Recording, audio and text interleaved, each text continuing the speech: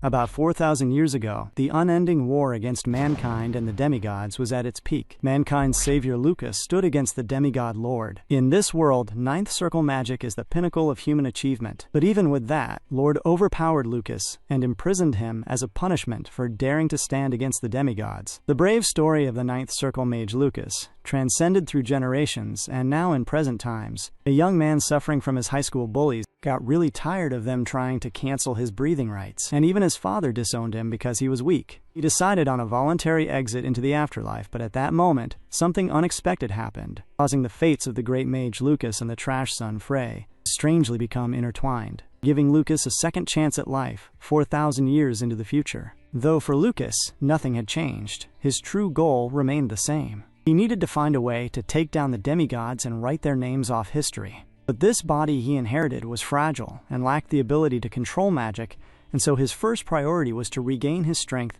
as a refined mage. Lucas centered himself, urging his mind not to be hasty. He decided to discard his immediate urges and quell his burning rage, recognizing that for the moment, he only needed to focus on what he could realistically achieve. Consequently, Lucas meditated throughout the entire night. When he finally regained full awareness that morning, he opened his eyes slowly. The effect of his focus was immediate. His body discharged a reasonable and high amount of mana, indicating that he had reached the 5-star rank within just one night. While this progress was remarkable, he suddenly felt a strange urge in his stomach and coughed blood onto the ground. He huffed and puffed as he realized these were the impurities Frey had accumulated, specifically the substances Frey had taken during his attempt to leave this world behind. Lucas noted that he needed to expel all of them, leading him to cough repeatedly until every impurity was purged from his system. As the students headed toward the academy later that day, Jake noticed how David's early arrival stemmed from him wanting to torment Frey, leading him to jokingly caution his friend against breaking the boy's fragile body. This caused Jake to reflect on the previous day's severity, mentioning that he had spotted Frey fleeing the infirmary with a large quantity of sleeping pills. David questioned if those were truly for an attempt on his own life, resulting in Jake suggesting that the boy might actually end everything because of their treatment, placing a bet of 10 lunch tickets for if he would take the pills. Apparently the other day, David threatened Frey that he'd mess him up in the upcoming practical test, since Frey was paired to go against David. Which leads us back to Lucas. Meanwhile, Lucas had finally disposed of all the impurities, leaving the ground covered in blood. He noted that the task was finished and looked up at the school building, acknowledging the terrible life and the fair share of troubles Frey had experienced. Feeling starved, Lucas headed to the academy trainee canteen where everyone watched in surprise. He munched and ate everything he could get his hands on, marveling at how delicious everything tasted since he had not eaten for 4,000 years. After eating, Lucas walked toward his class, wondering if he was truly supposed to attend lessons with children given his actual age of over 4,050 years. He realized he had no choice because he could not make up for a 4-millennium gap with Frey's knowledge alone. He needed to understand how the modern world functioned to gain more knowledge about the demigods. He arrived at the door and calmed himself, deciding not to rush. Upon opening the door, he looked into the classroom and felt a chilling sensation as everyone stared back. David called out that he had won 10 lunch tickets, while Jake complained, asking why Frey could not even finish the job properly. They continued to make fun of Lucas as he walked toward his seat. He noticed David's legs extended in an attempt to trip him, but he simply looked down. David looked up and told him he was finally there. Lucas felt confused by the greeting. But then Jake grabbed his head and demanded 10 lunch tickets. Jake tapped his back heavily and mentioned that he had lost his tickets because of Lucas, so he should be paid back. Lucas wondered who this person was to hit him. Suddenly, Lucas noticed his body was shaking. Noticing that Lucas was not paying attention, Jake screamed and raised his hand to strike him. Instantly, Lucas disappeared and reappeared behind Jake, shocking everyone in the room. As Jake turned, Lucas recognized that these children were the ones who had forced Frey to give up on living.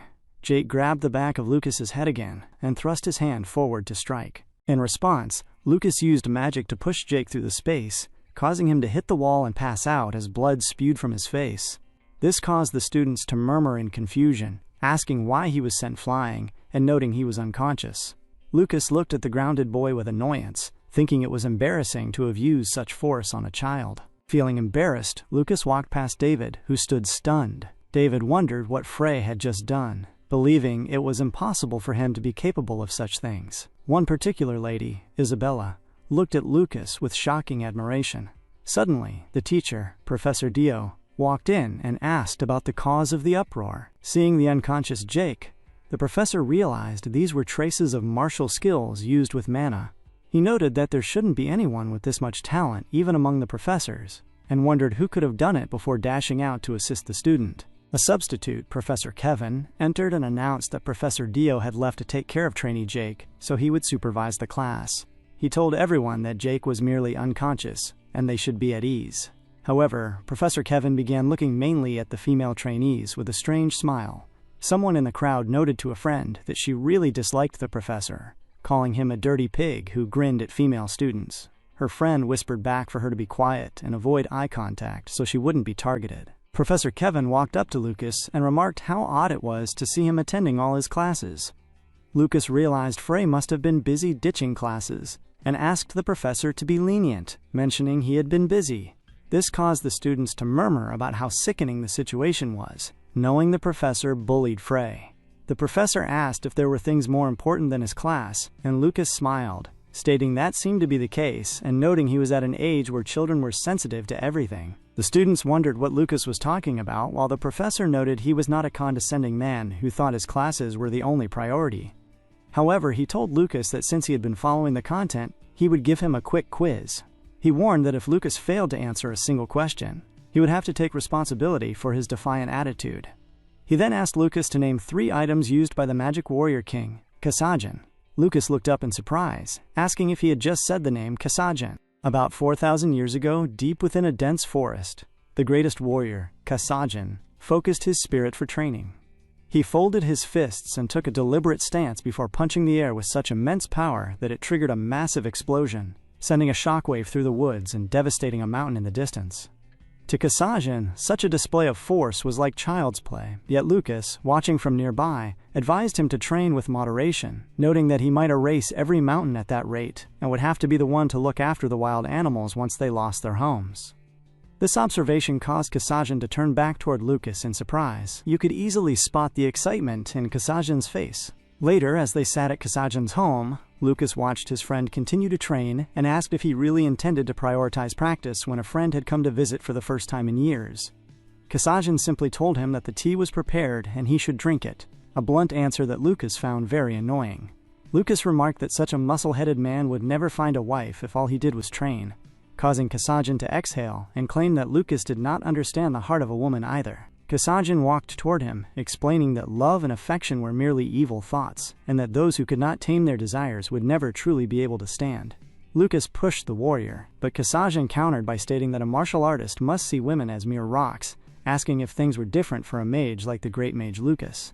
After a calm pause, Lucas admitted that as long as a woman was pretty, he did not mind the rocks, before Kasajan told Lucas once more to drink his tea. In the present time, the memory of his old friend caused Lucas to tear up, leading him to bang his hand on the table as he marveled at how the muscle-headed Kasajan had actually succeeded in becoming a famous figure known as the Magic Warrior King after 4,000 years. His sudden outburst drew the attention of Professor Kevin, who asked if something was wrong. The students began to whisper among themselves, believing that Frey was certainly in trouble since the records of such ancient history were not clearly written. Isabella suddenly intervened, apologizing to the professor but pointing out that the question regarding Kasajan did not seem related to the history of magecraft they studied in class. Lucas noted her soldier-like manner of speaking despite her pretty appearance, which caused Professor Kevin to walk toward her. The professor argued that because Kasajan only used mana to enhance his physical body and was a martial artist, he could not be called a magician. He then asked Isabella if she intended to insult every practitioner currently training in the magic warrior technique, to which she replied that she merely believed her words were an innocent interpretation. Lucas felt that the professor's use of the word insulting was ironic, as he remembered how the real Kasajan would fight to the death if anyone called him a magic warrior instead of a martial artist. Professor Kevin then told Isabella that the situation could become an interesting debate and suggested they hold it privately in his laboratory, just the two of them. When he reached out to grab her, she struck his hand away and asked him to stop, surprising the professor with her resistance.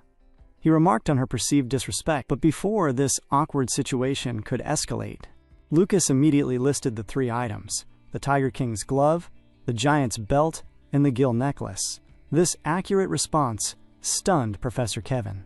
Lucas smiled and explained that Kasajan was a minimalist, so those were the only items he ever used. He added with a light heart that he had told the man to pay more attention to fashion trends, but was ignored. Realizing everyone's eyes were on him, he asked if he was wrong, but the professor was forced to admit the answer was correct. While Lucas felt a sense of satisfaction, the other students began to murmur that Frey was acting very odd and weird today. Professor Kevin, still annoyed, turned his focus back to Isabella, stating she lacked respect and manners. He grabbed her by the arm and ordered her to follow him to his laboratory, an action that greatly annoyed Lucas. He called out to the professor, asking if he knew the words the magic warrior King Kasajin used to say, about how love and affection were evil thoughts that ruined a martial artist's composure. Lucas repeated the warrior's belief that those who fall for their desires and forget their duties are worse than lowly beasts. The professor was shocked and asked Lucas what he was trying to say, resulting in Lucas replying that he was simply repeating the warrior's philosophy. He added a subtle jab, mentioning he had been thinking that perhaps Kasajin was wrong, seeing as the professor was standing perfectly on his feet while holding onto the lady's hand despite his obvious desires. This observation made the professor visibly uncomfortable and furious. He screamed Frey Blake's name, creating an atmosphere of intense tension in the room. He then told Lucas that he shouldn't lose his mind just for answering one question correctly, and warned that if he got even a single future question wrong, he would face the consequences as a trainee of the academy. With that threat, the professor prepared to ask the next question. Some time had passed, and Professor Kevin stood in a state of absolute shock that mirrored the faces of every student in the classroom, because Lucas had answered every single complex question correctly. The professor's legs nearly gave out under the weight of his disbelief, as he wondered how a young trainee could possibly know the intricate details of the Light Ages that even the Academy's faculty struggled to comprehend, leading to a stunned silence that Lucas eventually broke by noting it was finally time for lunch. Upon the ringing of the bell, Lucas stood and asked if the professor had any further inquiries, mentioning that while the quiz had been fun, he was quite hungry. Professor Kevin watched him go, annoyed and bewildered that a young brat could possess such deep knowledge of events from 4,000 years ago, but he eventually gave in and dismissed the class. Lucas ran toward the cafeteria, shouting a quick thanks for everything as he hurried to secure his meal, leaving the professor confused while Isabella watched him with clear admiration.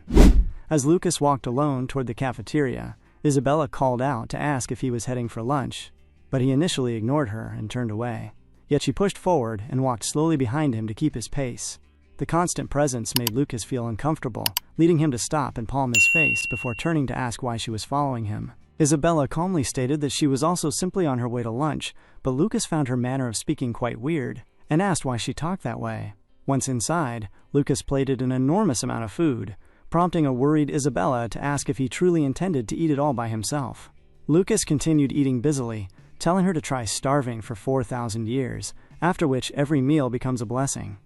Isabella became confused by his mention of 4 millennia and asked what he meant, but Lucas told her there was no need for her to know, questioning instead why she had been following him since earlier. Isabella insisted he not misunderstand, claiming there simply were no empty seats nearby, before asking how he had become so knowledgeable about the Light Ages, causing Isabella to explain that the Light Ages referred to the era 4,000 years ago, when the 4 great masters were active, a time when magecraft was at its most advanced and shone the brightest. Lucas paused to listen, exhaling as he realized with frustration that magecraft had actually regressed over the last 4,000 years. He worried that the demigods might have intervened in this decline, while Isabella pointed out that the 4 masters who brightened history were the magic warrior King Kasajin, the great sage Schweitzer Wilsman, the black witch Iris Fistfounder, and finally the man hailed as the strongest mage whom she aspired to rival. This revelation surprised Lucas, especially when Isabella added that Lucas Trollman was such an incredible master that if he were still alive, she would have asked for his hand in marriage. Lucas was so shocked by this that he spat out his food laughing, leading a surprised Isabella to ask what was so funny. He tried to clean his eyes and remarked that a little kid who had yet to grow up shouldn't be talking about marriage. When she grew indignant, Lucas teased that he would accept her feelings but noted he was not interested in children. Isabella found this incredibly discourteous. The surrounding students began to murmur, noticing that the proud Isabella, who consistently ranked in the Academy's top 2, was the one chasing after Frey. They noted that even the infamous David was rejected by her daily, making this sight even stranger. One student urged the others to be quiet as David himself walked into the scene, causing them to run off in fear. David glared at the pair, feeling annoyed by how irritating the boy was being today. Isabella then turned the conversation back to Professor Kevin's last question regarding Schweitzer's 3 training methods, noting that Lucas had listed assimilation, amplification, and battling. She admitted that she had only ever learned of assimilation and amplification, asking if Lucas would give her the honor of teaching her the battling method he had mentioned. Lucas, nearly finished with his meal, asked what her current stage was, and when she stated she was a competent 3-star, he found it unimpressive but noted she was talented for her age. Isabella observed that he talked like someone who had lived for a very long time, to which Lucas replied that he had indeed lived far too long. She asked if he wasn't the same age as her, resulting in Lucas giving a vague answer of yes and no. Isabella stood up in shock as Lucas had already finished his mountain meal, but Lucas just took his plate and walked off, telling her to take her time eating, but she called for him to wait, insisting he hadn't answered what the battling method was. Lucas told her to read books instead, explaining that what he possessed was not mere knowledge but experience, which might make his answers biased. As he walked away, Isabella remained stunned by his words, wondering exactly who he was. The scene shifted to an outdoor arena. An official announcement echoed through the space, clarifying that for the sake of fairness, only 1-star magic spells would be tolerated during the proceedings. This restriction filled David with a sense of predatory joy, as he relished the thought that he would finally be able to take his revenge and do exactly what he had always wanted to do to the boy standing across from him. As the instructor continued her briefing, she cautioned the trainees that although these were structured matches, they would be held personally responsible for any sustained injuries. She advised everyone to step onto the stage expecting a real-life battle, leading Lucas to lean toward Isabella and remark that the professor in charge was truly gorgeous. Isabella was struck with immediate disbelief. Lucas doubled down on his assessment, insisting that she was stunning, and suggesting that Isabella should watch and learn, as that was what the beauty of a perfect woman looked like. This left Isabella deeply annoyed, as she realized that even the protagonist's taste in women seemed strangely antiquated. The first match was called, pairing Lucas against David. As they walked up to the stadium, they locked eyes, and David asked how it felt to be in his current position. He mentioned that the weight of the moment had been torturing him, and that he hadn't been able to sleep the night before due to his excitement. However, before he could finish his sentence, Lucas walked right past him, leaving David in a state of utter shock. To the surprise of everyone watching, Lucas walked straight toward Professor Jane, grabbed her in a romantic manner, and told her that he finally understood why he had opened his eyes after his eternal slumber. Professor Jane was caught completely off guard, as Lucas explained that his return was all for the purpose of meeting her. He assured her that despite his youthful appearance, his soul had lived much longer than hers, an act that left Isabella distraught and speechless. Lucas then smiled at the professor and asked for the honor of taking her out to dinner that evening. Blushing, Professor Jane slightly pushed him away, and issued a final warning for him to return to his position. Lucas countered with a proposal, suggesting that if he won the match, she should allow him to take her out. While the crowd murmured that a 1-star mage had no hope of winning against a 3-star opponent like David, eventually, Professor Jane agreed to the stakes, promising to treat him to dinner if he emerged victorious. As Lucas walked back toward his opponent, the agreement left Professor Jane visibly uncomfortable. She felt a strange pull toward him and worried that she was embarrassing herself by letting her heart race over a mere student. Across the arena, David asked if he had gone completely crazy, noting he had no idea his tastes were so bizarre. He mockingly asked if Lucas had been trying to get the professor to cancel the match, but Lucas simply began to stretch, questioning why he would ever want to cancel. This nonchalant attitude infuriated David, who warned that since Lucas clearly didn't understand his situation, he would start by destroying his vocal cords, before slowly breaking his limbs one by one. David promised it would be fun to watch him cry out, reiterating that today would be the last day he would ever walk properly. Lucas glared at him, calmly stating that he didn't believe any 1-star spells existed that could inflict that much damage. David boasted that such a feat was possible simply because he was the one casting it. The instructor then signaled the start of the match, and the crowd erupted in cheers for David. Immediately, David called out a spell known as Stone Rage, causing the ground to rumble as the earth rose to form a levitating rock. Isabella screamed at Professor Jane, asking how such a spell was allowed when only 1-star magic was permitted. The professor noted that the rules hadn't been broken, and David explained that the spell was a form of vision magic unique to his family's direct successors, which could be used even by a 1-star magician under the right conditions. As David levitated with his conjured earth, Lucas noted that he was using a family symbol as a tool for bullying.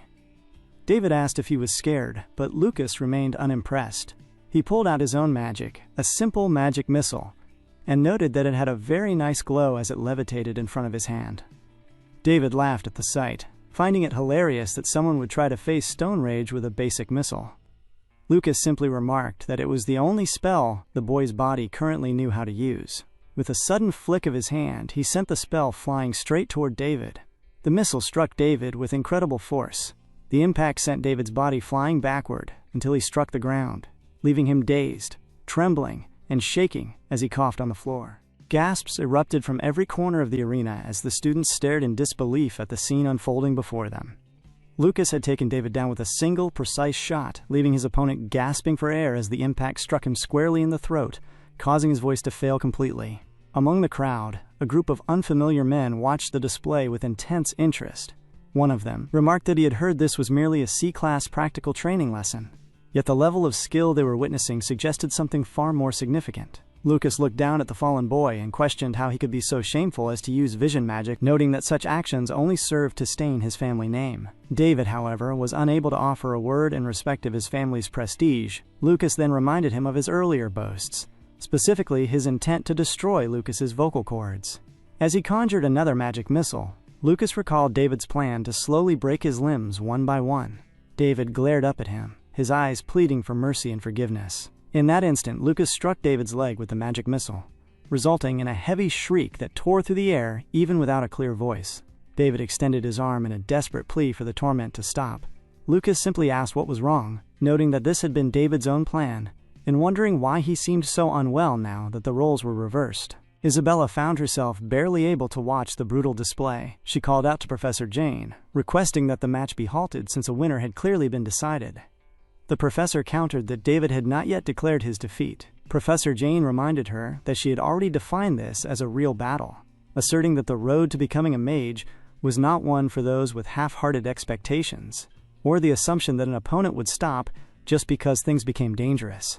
Lucas observed that, although David loved bullying others, he clearly did not enjoy being on the receiving end of such treatment. He expressed his anger, stating that the world was in its current state because of people like David who went around calling themselves magicians.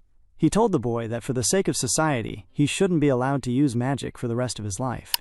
As he walked toward the cowering David, Lucas suddenly claimed he was just kidding and asked if David truly believed he would break all his limbs. He turned to walk off, mentioning that he was nice enough to stop at just the one leg out of pity. This caused David to exhale with a mixture of relief and tears, but the feeling was short-lived as Lucas turned back. He mused aloud that David did, in fact, have two legs, leading him to conjure another magic missile with a sharp smile. Despite David's loud cries for him to stop, Lucas paid him no mind and fired the spell at the second leg. High in the stands, the unknown men wondered who this first-year trainee could possibly be. The blond man among them remained silent, simply turning to walk back into the school building. Soon, the entire academy was buzzing with the news of how the individual they once considered trash had achieved an overwhelming victory. Students discussed the rumor that David had been sent back to his family with destroyed legs and vocal cords, leading some to wonder if his future as a magician was now doomed. And many felt the academy's atmosphere had improved now that he was gone. Still, they remained baffled by how such a feat was possible, wondering if Lucas had signed a contract with a devil. As Lucas walked through the school hall, he was approached by a 4-year trainee named Dalman Malost. When Lucas acknowledged him as an upperclassman, Dalman invited him to join the Traman Rings. Lucas questioned the name, and Dalman explained that as a trainee at Westbroad Academy, he surely must have heard of the assembly that represented their school. He boasted that the Traman Rings was an exclusive gathering and showed off his gold ring, claiming it was the work of a master craftsman and so pure it would leave teeth marks if bitten. Lucas thought to himself that using his name without permission felt like a gross invasion of privacy, and he began to walk away while Dalman continued to blabber. Dalman screamed for him to wait, asking if he was insane for turning down such an elite group, but Lucas simply stated that he was good and had no interest in joining. A new voice interrupted from behind, suggesting that they wouldn't be able to convince him with such simple methods. Dalman immediately bowed, greeting the newcomer as Peruan Jun. The blond man from the stadium arrived, and as he and Lucas locked eyes, Peruan introduced himself as the manager of the Traman Rings, noting that they hadn't met before. Peruan Jun continued to focus his gaze on Lucas, expressing his firm desire to invite the trainee to join the prestigious Traman Rings. Lucas met this stare with a look of complete lack of interest, privately noting that the upperclassman possessed an impressive level of composure for someone his age. Despite this observation, Lucas simply flickered his hand dismissively and mentioned that he was not interested, stating that absolutely nothing would change for him even if he were to join such a group. This nonchalant dismissal caused Dom and Milos to scream at Lucas in a fit of rage. Peru-Jun immediately silenced his associate with a vicious look, leading Daomon to offer a quick apology while Peruan continued to glare at the retreating figure of Lucas. Later that evening, the scene transitioned to a different space inside a high-end restaurant. Professor Jane sat within the venue, reflecting on the promise she had made to treat the young man to dinner. Noting that while she had indeed promised a meal, she was surprised to find one extra mouth to feed. Lucas turned to Isabella and told her to leave, demanding that she put down her fork and step out, but Isabella pleaded for him not to mind her, insisting that she definitely had not followed the two of them because of any personal worry. Lucas stood up and shouted at her, asking if she could just leave, and wondering how a person could possibly be so dense. Isabella countered by stating that no matter how much she searched, she could find no information on the battling method, which led her to ask what he expected her to do when he refused to teach her himself. Lucas became visibly annoyed as she continued. Upon hearing the term battling, Professor Jane questioned if they were discussing the legendary training method of the magic warrior king Kasajin. Isabella was surprised to find that the professor knew of it as well, leading Professor Jane to explain that she had heard rumors within the Mage Institution but had found no written records despite extensive research. She looked at Lucas with newfound curiosity, mentioning that if he was not merely bluffing, she would also like to hear the details from him. He chose to deflect the academic topic by walking toward Professor Jane and grabbing her, looking romantically into her eyes as he suggested that he could teach her much more interesting things instead. He whispered a suggestion that they could continue their talk in her private room, which caused the professor to wonder why she was reacting so strongly to a trainee who was 20 years her junior. As Lucas moved his head closer as if to kiss her, Professor Jane felt as though her mind and body were reacting separately. However, Isabella suddenly struck the table. She began to laugh, telling Lucas to stop acting so shamelessly toward their professor. Lucas expressed his annoyance, muttering that she was still there. Later that night, Lucas stood outside, staring into the water and contemplating the state of the world. He considered it strange that if the demigods were truly governing everything, he should be a significant thorn in their side. He had expected them to have erased all traces of human history and the achievements of his old friends. Yet, even after 4,000 years, the information regarding Kasajin, Schweitzer Wilsman, Iris Fistfounder, and Lucas Traumann remained mostly intact and only barely distorted. This led him to wonder if there were still people out there following their will and fighting back. Isabella eventually arrived and looked at him intently. Appearing a bit uncomfortable, Lucas turned to her and mentioned he had a question, specifically asking who the Academy's honcho was. Isabella found the word choice childish, but Lucas clarified that he wanted to know who the strongest person was among the trainees, the faculty, and everyone else. She exhaled and noted that he never answered her questions, but Lucas promised to tell her what she wanted to know if she answered him first. This surprised her, leading her to reveal that the strongest among the trainees was Peru-Jun, while the top professors were Professor Dio Polsman and Professor Adelia. However, she added that the strongest person of all was likely her aunt, the West Broad Academy director, Lady Cirrus Trisnine. Just then, Professor Jane joined them and added that the director was a 6-star mage who had received the title of Ice Synthesis from the Emperor. Lucas noted that a 6-star was quite significant, but Professor Jane continued by explaining that while a mage's stage can theoretically reach 9 stars, the last person to achieve that was from 3,000 years ago, and even that remained a subject of debate.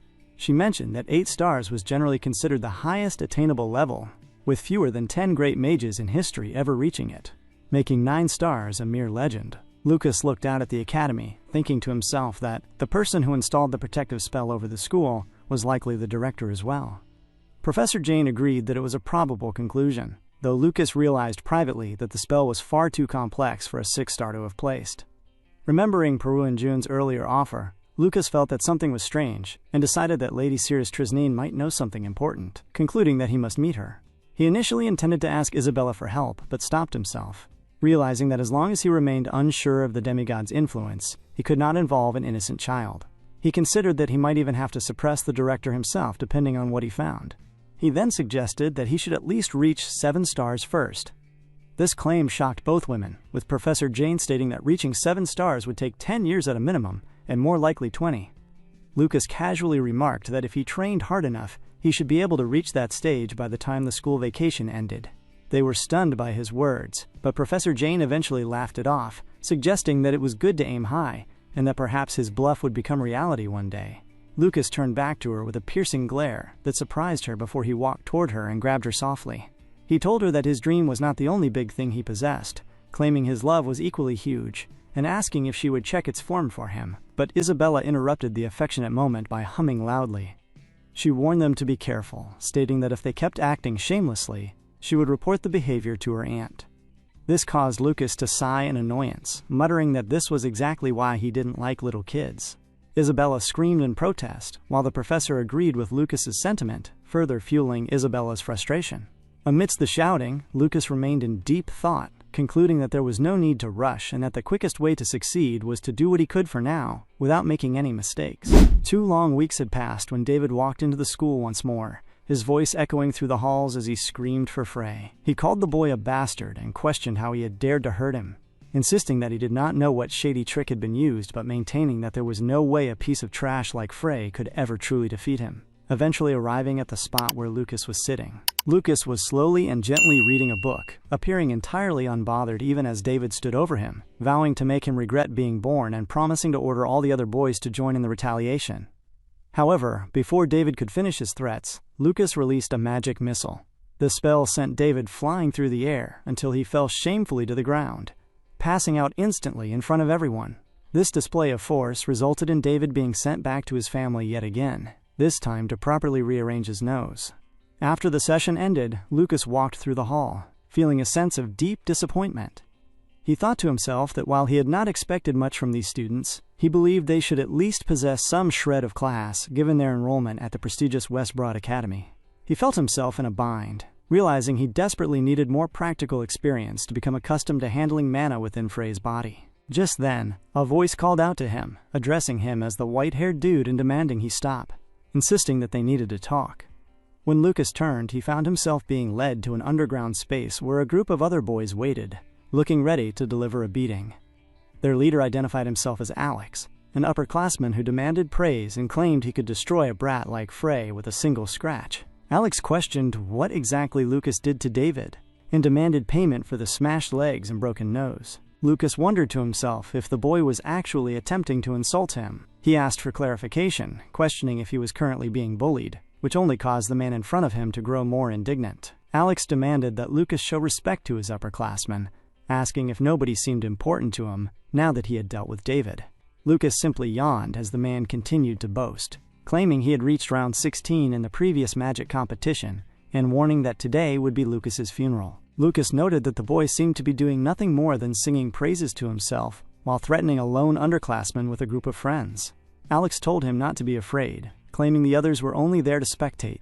Tired of the posturing, Lucas fired a magic missile that sent Alex flying into his companions, causing the entire group to tumble to the ground.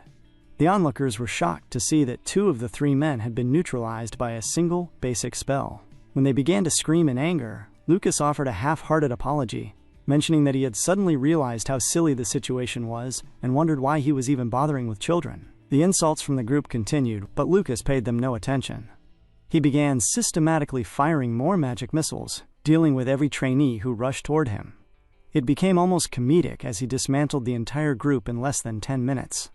He thought to himself how meaningless the encounter had been, feeling that they were just a bunch of foolish kids, and worrying that he might get infected by their stupidity if he stayed too long. Later that evening, the scene shifted to the library, where Lucas sat reading. He found the information in the books before him to be useless, which left him feeling quite annoyed.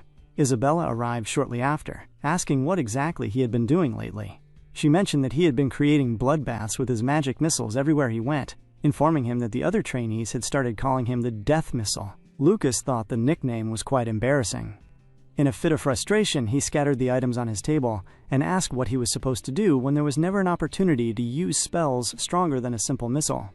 As he vented, Isabella looked down at him and found him surprisingly attractive, even when he was making such a ruckus. She couldn't help but think how cute he appeared in his annoyance. Lucas eventually asked what she wanted, and she explained that she had followed his previous advice. She mentioned that while she knew Troll's blood increased efficiency when engraving circles, his idea of mixing it with magical essence in a proportional way had been a true breakthrough. Lucas suggested she try using half Troll's blood next time, explaining that the specific strength of a troll is better diluted within their blood. Isabella agreed that this was an extreme breakthrough and asked what he would teach her next. Lucas looked at her, wondering when he had actually started tutoring her in the first place.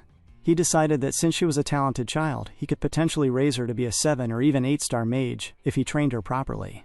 He told her that he would discuss the battling method this time, which left her visibly surprised and excited. He informed her that he was leaving to train during the vacation, and that if she came with him, she would see the battling with her own eyes. However, he warned her that it would be a harsh journey where she could lose her life, advising her not to go if she lacked confidence. Isabella responded instantly, pleading for him to take her along on his training journey. It was finally time for them to head off, and Isabella had packed everything she could possibly need. However, Lucas Trauman was genuinely shocked by the mountain of luggage she had brought along, mentioning that they were not exactly going camping and asking what she intended to do with all of those items. Isabella screamed in response, asserting that women simply have a lot of necessities that a man would never understand. She then shifted the conversation to their destination, asking where exactly they were headed.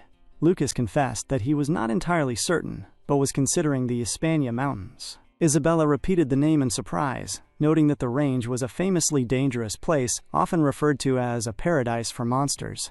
Lucas simply agreed and asked if she knew how to get there. She dropped her heavy bag. Producing a map, she explained that it would take half a day to reach the mountains, once they arrived in Hispaniola via a warp stone. She cautioned that the road to the mountains was tough and teeming with dangerous creatures, leading Lucas to ask if she was scared. Isabella told him not to look down on her, insisting that she had never expected their journey to be an easy one. Lucas looked at her, trying to hide a smile as they began to move, but he eventually asked for clarification on the device she had mentioned. Isabella explained that a warp stone was a device used for long-distance movement. Lucas noted how convenient such a thing was, remarking that nothing of the sort existed 4,000 years ago. When Isabella questioned the mention of 4 millennia, Lucas paid her no mind, privately observing that while magecraft seemed to have stalled, technology had been steadily improving. He mused that this focus on convenience might be why the trainees' skills were so poor. Isabella noted that the cost was a significant drawback, as using such a device was quite expensive. When Lucas asked for specifics, she explained that it would cost roughly 10 gold. This caused Lucas to scramble through his belongings, only to realize he had but a single gold coin left. When Isabella asked what was wrong, Lucas silently cursed the penniless state of Frey's noble background. He quickly realized, however, that Isabella was also a noble and likely possessed significant wealth. As she asked if he was feeling unwell, Lucas suddenly saw her true value and grabbed her hand, calling her Belshan, and asking how much money she had on her. Isabella was shocked by the sudden change in his behavior, and informed him that she had no money at all. Annoyed, Lucas told her to go home and fetch some money, but she insisted they could not, as managing without funds was part of the training itself. This caused Lucas to grumble about the absurdity of her saying that while carrying such an enormous bag, though Isabella maintained that her necessities were a different matter entirely. Lucas eventually grumbled that things might work out if they headed to the capital first. He asked Isabella if she had ever held a job, to which she admitted she never had. Eventually, they arrived at the sea dock and were astonished by the massive size of the ship before them. Lucas noted that the passage was free, and Isabella confirmed that academy trainees traveled without charge, which explained the long line of students waiting to board. As they waited, Lucas expressed his hope that the food would be good, specifically wondering about the meat. Isabella mentioned that she had heard the ship served only top-quality food, which resulted in Lucas drooling at the mere thought. However, upon reaching the front of the line, they were informed that the ship was full. This was a shocking blow to Lucas, especially when the man in charge mentioned the next departure was not for another 4 days. Lucas fell to the ground in despair until they were offered a spot on a smaller vessel called the Corteso. Having arrived too late for the better option, they had no choice but to board. They looked at the grand ship they had missed with a mixture of fury and longing. The man in charge mentioned that the ship would not stop at Geothanbul, but would reach its destination in 5 days, free of charge for trainees. Lucas thanked him and accepted the arrangement. The scene then shifted to a different space, where a group of pirates was discussing their plans. One of the men told his captain that everything was ready, leading the captain to declare that they would move that night to make it a memorable occasion. The captain asked one of his men why he had plucked his own eye out, to which the man laughed and claimed it was a pirate symbol to have only one eye. The captain called the act batshit crazy, but the man noted that none of them in the Blood Red Raiders were in their right minds. Pointing at a map, the captain identified their target as the ship stopping at Geothanbul, planning to strike as it passed the Oscar archipelago. When a crew member asked for the ship's name, the captain threatened to destroy his remaining eye if he didn't pay attention, identifying the target as the Corteso, a ship filled with children from rich families. Upon boarding the Corteso, Lucas and Isabella were welcomed by Captain Mark Martinez. Isabella thanked him for his care, noting that without this ship, they would have been stuck for days. She observed that despite the ship's impressive appearance, there were very few passengers, and asked if there was a reason for the lack of crowds. The captain explained that because the ship passed the Oscar archipelago, pirates sometimes appeared. Isabella was surprised, but the captain told her not to worry, mentioning that they were escorted by 2 warships, each carrying a 4-star battle mage from the Magic Tower. He asserted that no pirate would succeed against such a defense. Isabella felt relieved, as the captain instructed, noting that if the pirates had any brains, they wouldn't aim for a ship protected by the Empire. Suddenly, a strange sensation washed over Lucas. The peace was shattered by screams as pirates were spotted. A loud sound erupted from the sea as the pirate warship revealed itself, and everyone, including Isabella, was shocked by its massive presence.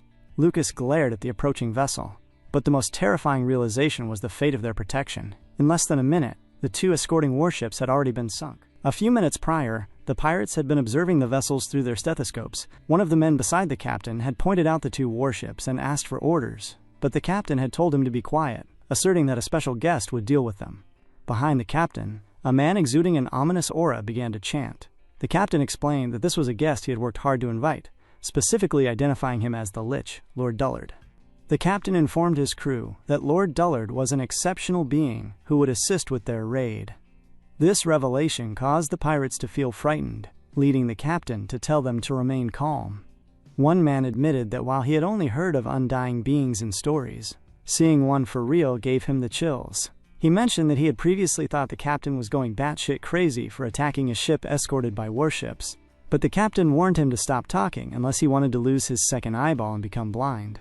The man quickly changed his tone, praising the captain as a pioneer for making a contract with a lich, and noting that he would surely leave his mark on pirate history. At that moment, the lich's spell reached completion, and massive ice spears began to fall from the sky, targeted directly at the warships. The battle mages on board caught sight of the attack and were visibly shocked, but they both instantaneously used their magic to try and cushion the blow. They expanded their shields to the limit, but the force of the ice spears was too great. The spears broke through the magical barriers and pierced the hulls, causing the shields to shrivel and the ships to fall. The warships were instantly swallowed by the ocean, resulting in the pirate leader laughing and telling his lads to go make some money. The crew celebrated behind him, while the captain expressed his admiration for Lord Dullard's power, noting that he had destroyed 2 warships with a single hit. The Lich turned toward the captain with a look so terrifying it caused the pirate leader to shrivel in fear. Lord Dullard stated that he had actually summoned 3 ice spears, questioning how one of the ships was still floating. The captain responded with forced respect, reminding the Lich that they needed the passengers as hostages and shouldn't have attacked that specific ship. When the Lich glared at him ominously, the captain apologized instantly, privately thinking of the undead being as an irritated, boneheaded bastard. Lord Dullard explained that he had attacked the 3rd ship to prevent escape or resistance, asserting that the spell should not have been strong enough to sink it. He then mentioned that there was something powerful on that ship that had intervened. Back on the Corteso, the scene was one of chaos, as the captain tried to calm his crew and issue orders. Nearby, an individual sat puffing for breath, likely having used an immense amount of mana to protect the vessel from the descending ice spear. Isabella stood nearby, deeply uncomfortable after witnessing the annihilation of the escort ships. Lucas turned to her and grabbed her head, telling her to calm down and mentioning that they were just pirates. Isabella asked if he had been the one to intervene, noting that while she saw 3 spears, the one aimed at them had vanished mid-air. Lucas admitted that he had not, feeling annoyed with himself. He realized that, although he had sensed the mana fluctuations, he had been unable to block the attack. Lucas thought to himself that he was not so different from Frey at that moment, feeling a sense of dread as if it were a life-and-death battle.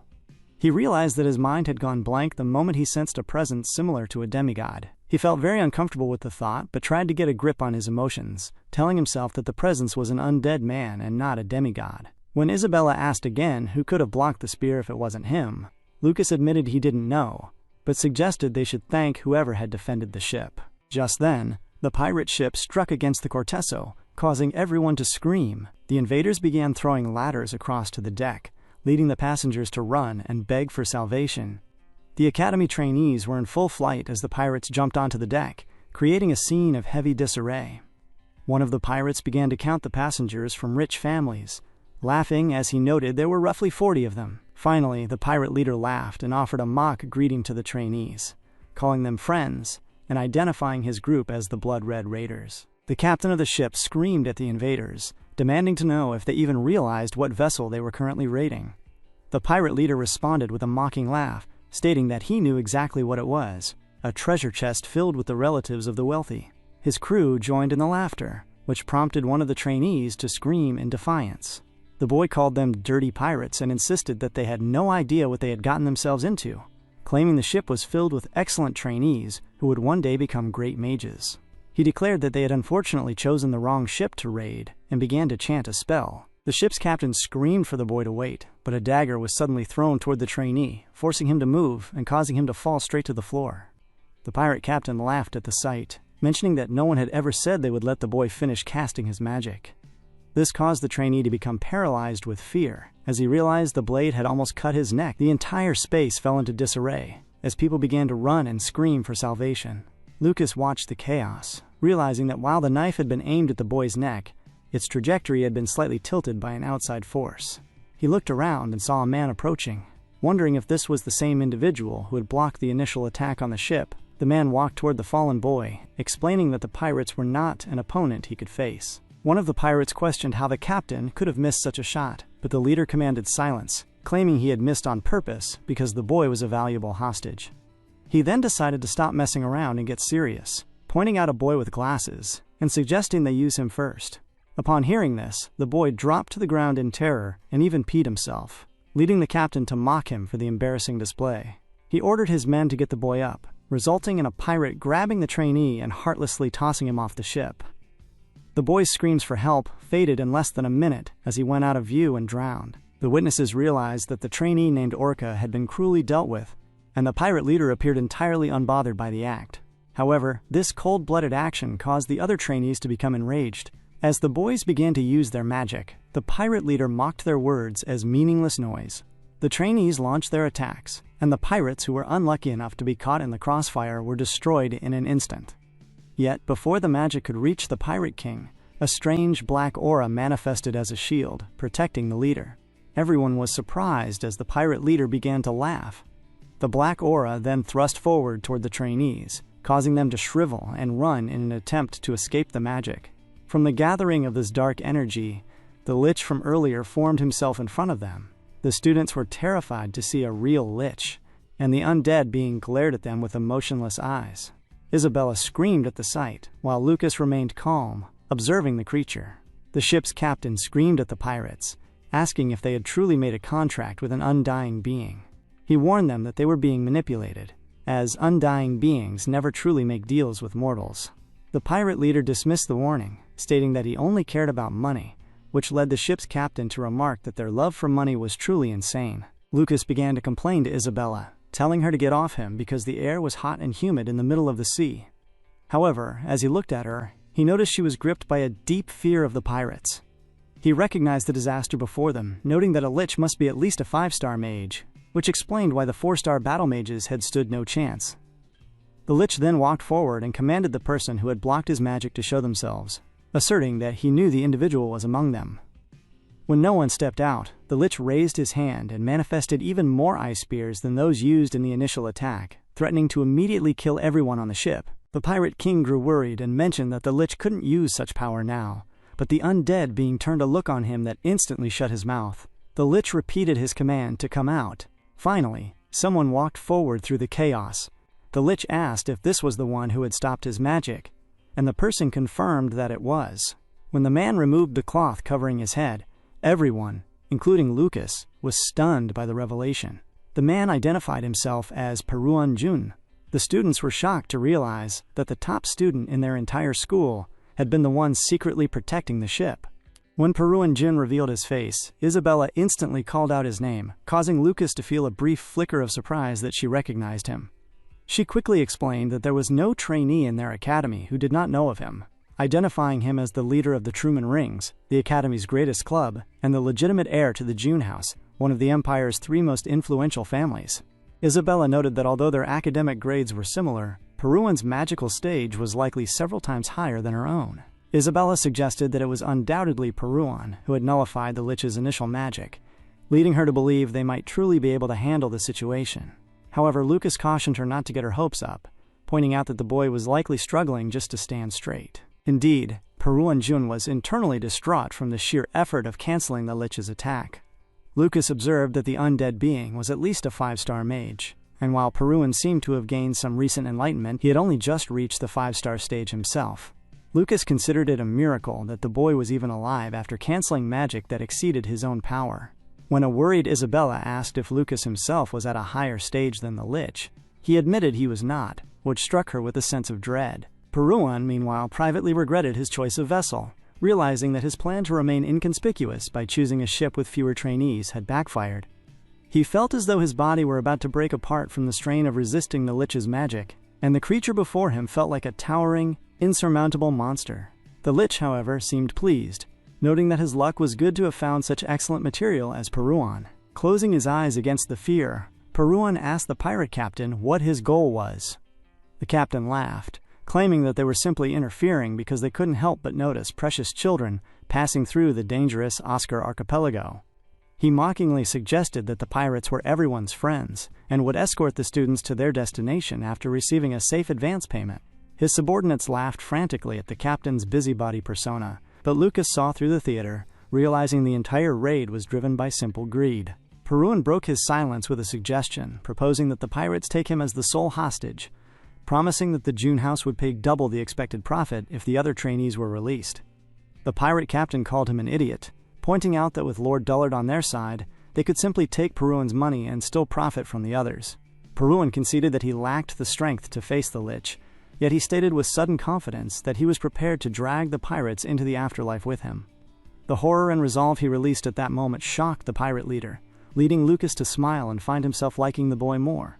He silently applauded the impressive spirit Peruan showed for his age, noting that the country's future seemed bright. The Lich, however, refused the deal, declaring that Peruan's mana tasted wonderful at his current level. He released a surge of dark energy that moved with such speed that Peruan was unable to retreat. The Lich vowed to absorb every drop of his mana and use his body to create a controlled undead servant. As the dark energy tied Peruan up, the Pirate King laughed, declaring that negotiations had failed, and ordering his men to bring every single trainee onto their own ship. The deck became a scene of chaotic violence as pirates dashed forward to seize the students. One pirate, laughing at his success, spotted Isabella and remarked on how cute she was. He walked toward her, asking if she wanted to play, and insisting he wasn't a bad person. He then addressed Lucas, calling him a twig and asking if the piece of unburnt firewood could move to the side. This caused Lucas to respond with sudden anger, questioning the brat's attitude. The pirate was stunned, cracking his knuckles and suggesting that the fragile rascal needed a beating. He ordered Lucas to come to him, but Lucas stood his ground, asking who the pirate thought he was to issue such orders. The surrounding trainees, already bound by ropes, were terrified. One screamed at Lucas for fanning the flames. Jake told him to just stay quiet, but Lucas merely noted it had been a long time since they had seen each other. Impatient, the pirate pulled out a dagger, asking if Lucas knew who was the first to die in such situations. The pirate then dashed forward, swinging his blade and screaming that it was the one who couldn't read the mood. Isabella shriveled in fear, but as the pirate swung, Lucas struck him with such force that he sent the man tumbling backward. Lucas stood prepared, coolly remarking to the pirate that it seemed he did, in fact, know who died first. The pirate fell headlong into the water, leaving every witness in a state of absolute shock. The trainees wondered among themselves if this was truly Frey, the Academy's eternal loser, as Lucas Trauman was currently defying every low expectation they held for the boy. Peruan Jun watched the exchange closely, realizing that Lucas had kicked his opponent before the blade could even land. Peruan privately noted that while he knew the boy possessed talent, such a level of mana manipulation was almost unbelievable. Lucas turned to Isabella and tapped her on the head, telling her to hold on and watch carefully without flinching. He insisted that none of the invaders were stronger than her, aside from the Lich, and asserted that she should be able to defend herself, before walking forward to face the remaining pirates. One of the men questioned what had just happened, mockingly asking if their one-eyed comrade had tripped over his own feet because he was too horny.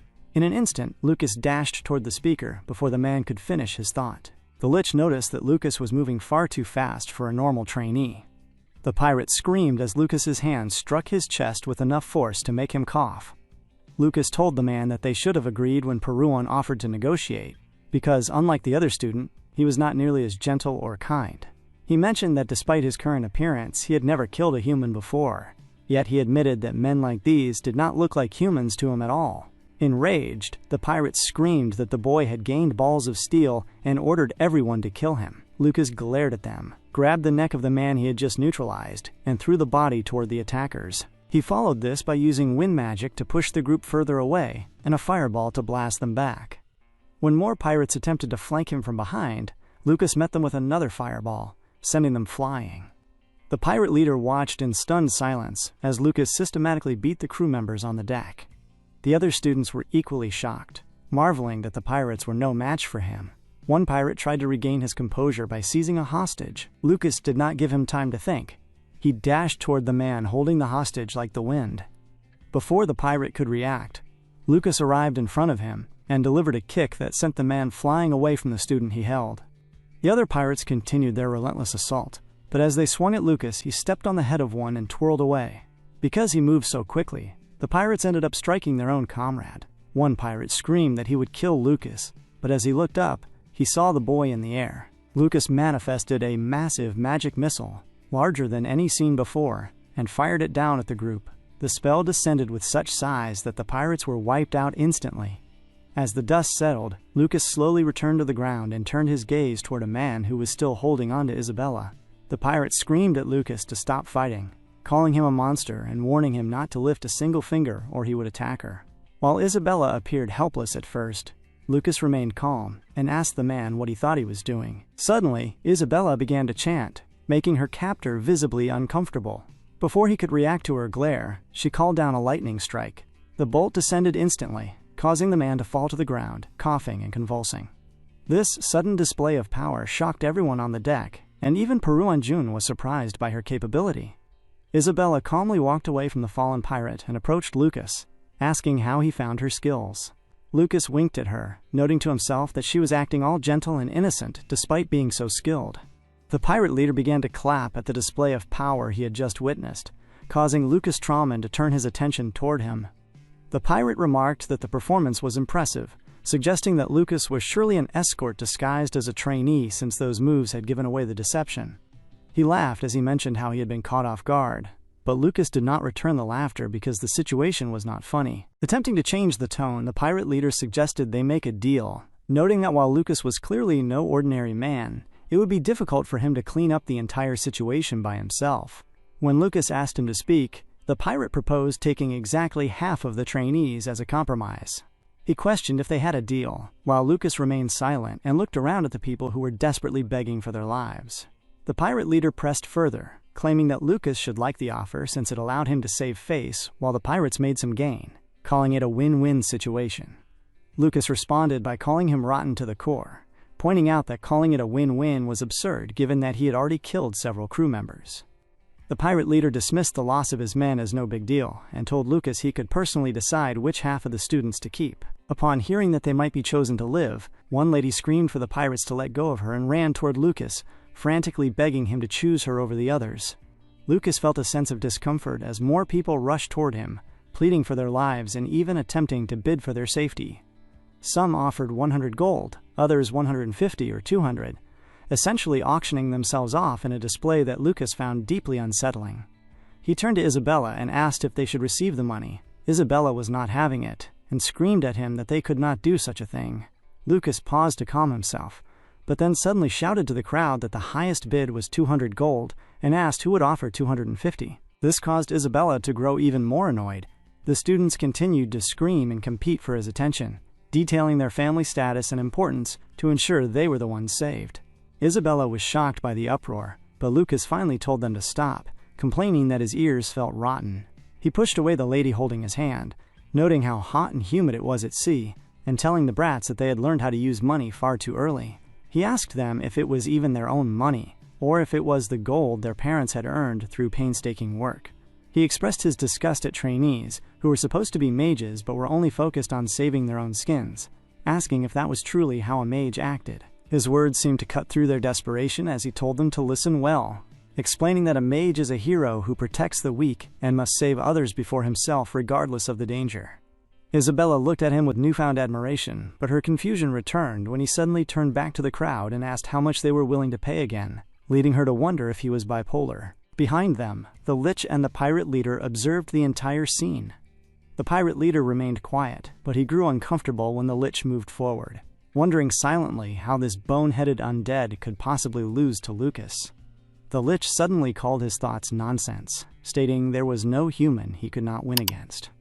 This caused the pirate leader to realize the Lich had read his mind, leading him to curse the creature internally before correcting himself and addressing him as Lord Dullard.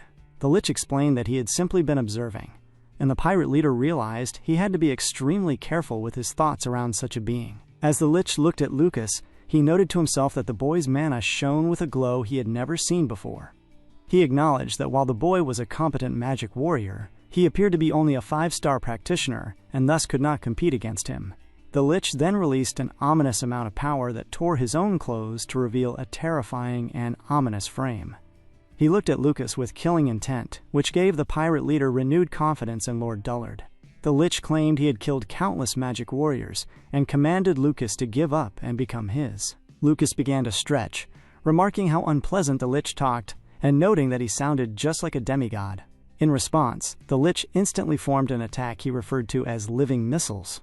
This spell made Isabella uncomfortable as it dashed toward Lucas with frightening speed. Lucas managed to swerve and dodge before it struck, and while the people nearby tried to scatter, the attack strangely looped back to target him again. Isabella realized it was a tracking spell and shouted for him to be careful. Lucas continued to move at high speeds to avoid the missiles, but Peruanjun recognized the gravity of the situation.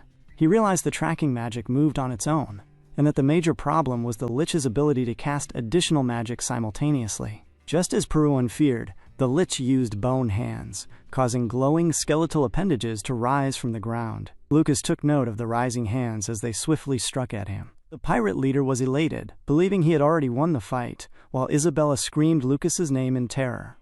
In that moment, as the hand struck him, it appeared as though Lucas had finally lost the battle. The force of the attack was so great that it threatened the other trainees, but Isabella reacted with poise, manifesting her magic shield to dodge the impact before it could reach her. But as the dust began to settle, she realized with a start that Lucas Trauman was no longer in the spot where he had been standing. She called out his name, her voice filled with a desperate hope for an answer, while even Peruanjun felt a surge of fear, believing that Lucas might have lost his life in the explosion. However, the situation took a peculiar turn when the living missiles that had been chasing Lucas suddenly changed their behavior and began to track the Lich himself. Lord Dullard was visibly shocked by this reversal and was forced to shield himself. The effort required such a powerful dispelling spell that he had to release his grip on Peruanjun to focus his energy. The Lich was left wondering how such a thing was possible, as the missiles should have vanished if the gray-headed warrior had truly been destroyed. As the dust finally cleared, everyone was stunned to see Lucas standing right beside the Lich, having moved with such incredible speed that he had remained entirely unnoticed. When the undead being turned to face him, Lucas moved in perfect tandem, staying rooted in the Lich's blind spots so that he could not be seen. Annoyed by this game of shadows, the Lich sprung upward and floated into the air. Looking down at Lucas, he realized that the boy had performed those high-speed maneuvers on the unstable deck of a ship, which would have required calculating 5 different movement predictions simultaneously. The Lich felt a deep discomfort, recognizing that such a feat was beyond even his own capabilities. Isabella screamed out to ask if he was all right, and he offered a simple nod that allowed her to settle her nerves. As she watched him, she felt a strange energy radiating from him. Though he occupied the body of the one known as Frey Blake, he seemed to mirror the very essence of the legendary Lucas Trauman. Up in the sky, the Lich began to gather a multitude of ice spears, driven to a rash decision by his growing fear. He realized he had a terrible feeling about Lucas and decided he needed to destroy the entire ship instantly to ensure his own safety. Shockingly, an enormous barrier suddenly appeared over the ship, halting the ice missiles in their tracks. Lucas had easily created a double-layered barrier to protect the surface of the ship, leading the Lich to scream that it was impossible for a human to block everything. Peruanjun watched in disbelief, noting that he had coughed up blood just trying to block a single spear. Yet this boy was shielding the entire vessel with ease. The Lich, now truly desperate, gathered the strange purple smoke from the sky to form an ice spear of incredible size. and commanded everyone below to die as he struck downward. In retaliation, Lucas bent low and thrust himself upward with explosive force. He struck the massive descending spear, causing it to shatter into fragments before it could even touch the deck. The Lich was paralyzed by the bizarre sight of Lucas arriving in the air directly beside him. Down below, Peruan and Isabella used their own barriers to protect the ship from the falling debris of the shattered ice. High above, the Lich screeched that a mere 5-star chickling could never rival him. Lucas simply told him that his success was due to the fact that he knew of the path. When the Lich screamed for the meaning of those words, asking if Lucas could see the pathway beyond the 5-star stage, Lucas merely encouraged him to fight harder. He mentioned that he was actually excited to finally use spells stronger than a simple magic missile for the first time in a long while. The Lich demanded to know his true identity. Lucas responded that he was Frey Blake, the Academy's eternal loser, or at least, that was what people said. He then added that his real name was Lucas Trauman, and that he had returned after 4,000 years to educate foolish individuals like the one before him. On the deck, Peruan and Isabella tried to listen, but they were too far away to hear the exchange clearly, leaving them to wonder what the two could possibly be discussing. The Lich screamed that Lucas's words were nonsense, because the great Lucas Trauman was long dead. He launched a flurry of attacks, but Lucas swiftly dashed behind him, remarking that the Lich actually looked prettier from the back. In a singular fluid motion, Lucas struck the Lich from behind and pulled out his heart, the life vessel of the undead creature. Lucas noted that because the location of the vessel varies by individual, it had taken him a moment to find the exact position. The Lich screamed for him to wait, but Lucas paid him no mind and crushed the vessel in his hand. The Lich exploded and withered away instantly. As Lucas descended back to the deck, the remaining pirates realized that they had met a disastrous end. Lucas landed behind the pirate leader, who was trembling and wondering how an undying being could have been defeated so easily. Lucas told him there was no need for further words.